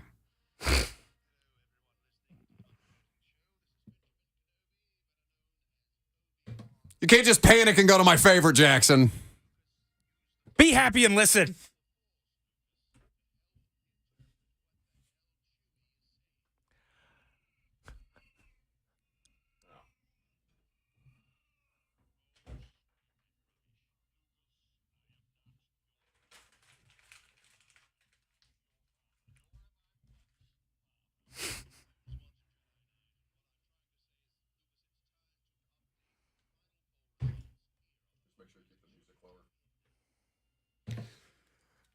He does so many impressions in that one, and I don't know how many of them are good beyond the Chewbacca. That's pretty good. Look at CC. This is why he's the most talented man in Nashville media. The poll is brought to you by Two Rivers Ford. Two Rivers sells below MSRP on all non-specialty new Fords. What are the polls? Poll number 1, where would you rank the Titans roster currently in the NFL? Brian with 52 kids says 28th. The receiver room lacks. The O-line is still a big question mark. Linebacker depth, it's questionable. And I'm not as high on Tannehill as everyone else is. Rick W. says, I have them ranked 9th today, and Hopkins signing would move them to 12th. That's optimistic. Wait, move them to 12? What? Started 9 and moved to 12? That 19th. Doesn't make... Oh, 19th. Okay. Reading is hard. I would say ESPN ranked him 28th, Corey. I don't think they deserve to be any higher than that. Well, no. I look, I got to look at other rosters, but again, they've got 3 top 5 players. Yeah. And, I guarantee you the Patriots roster is ranked ahead of them, and it's not. Yes, the Patriots roster is ranked ahead of them, and I don't understand that either. What else are people saying at Buck Reising on Twitter and now Threads until corporate tells me that I can't use Threads anymore? Well, that's already happened. Still embargoed. Don't you just imagine the logo being some guy in like a green leisure suit? The Threads? Yeah. I've been making sewing jokes on there up until corporate told me I couldn't do Threads until further notice. I don't know what's happening. All right. Which non-QB is the best Titans MVP candidate? Brian with 52 kids chimes in again, says Henry Gage Galloway nominates Buck. It's not going to be me. Yeah. In fact, I'm probably the person that people want around their team the least on a regular basis because I haven't seen a local professional sports team win a game since November 17th. Any of them. Preds. I went to Sounds. I went to the Sounds game on July 4th, Corey. They lost 19-2. Well, this is a true story. When I take my daughter to the soccer games at Nashville SC, she asks me if Buck is going to be there. No, I swear to God, Cory texts me when his daughter is at the games asking me if I'm there so that she can see Nashville SC get a win. The last one I was at was the one that they lost before they went on to win 10 straight. Who's this person back there with you? There's faces that I don't recognize. The producers are growing. They're gathering more power. They're just completely power-hungry people back there at this point. By the way, I would say Traylon Burks is a candidate for that, along the way A.J. Brown used to be. But the guy I'll make a sleeper is Jeffrey Simmons, because before the ankle injury, he was in the conversation for Defensive Player of the Year. Agreed. Let's just do one more, Jackson. We're running out of time. Which John Robinson draft pick are you still holding out hope for? Cousin Andrew says the 2022 class minus Haskins, Theo Jackson, and Chance Campbell. Outside of that, Fulton and Weaver. Yes, Sirski says it's Caleb Farley. He was promising as a prospect, then had an ACL tear, then 2 back surgeries, and is on a short leash. Yeah, I never understood the promise around Caleb Farley. It's just I'm tired of players with potential. I don't care about potential anymore. I want you to play actual football. I think Chigakonkwo can be a Pro Bowl caliber player. Excellent. Those are the polls. Right? Those are the polls. Well done. That's Cory Curtis, WKRN News 2, Sports Extra on WKRN News 2. You can catch them there Sunday nights at 10:30. 10:35. 10:35. Set your DVRs just in case. Buddy, I always appreciate talking a little shop with you. Thanks for coming in. Oh, it's a pleasure, Buck. It is. He's lying. No, you know what? I love how smarmy you are. It's like I'm doing radio with Justin Bateman. So it's great. It's always the back. I got backhanded harder than Britney Spears did by Victor Wembanyama's security guards.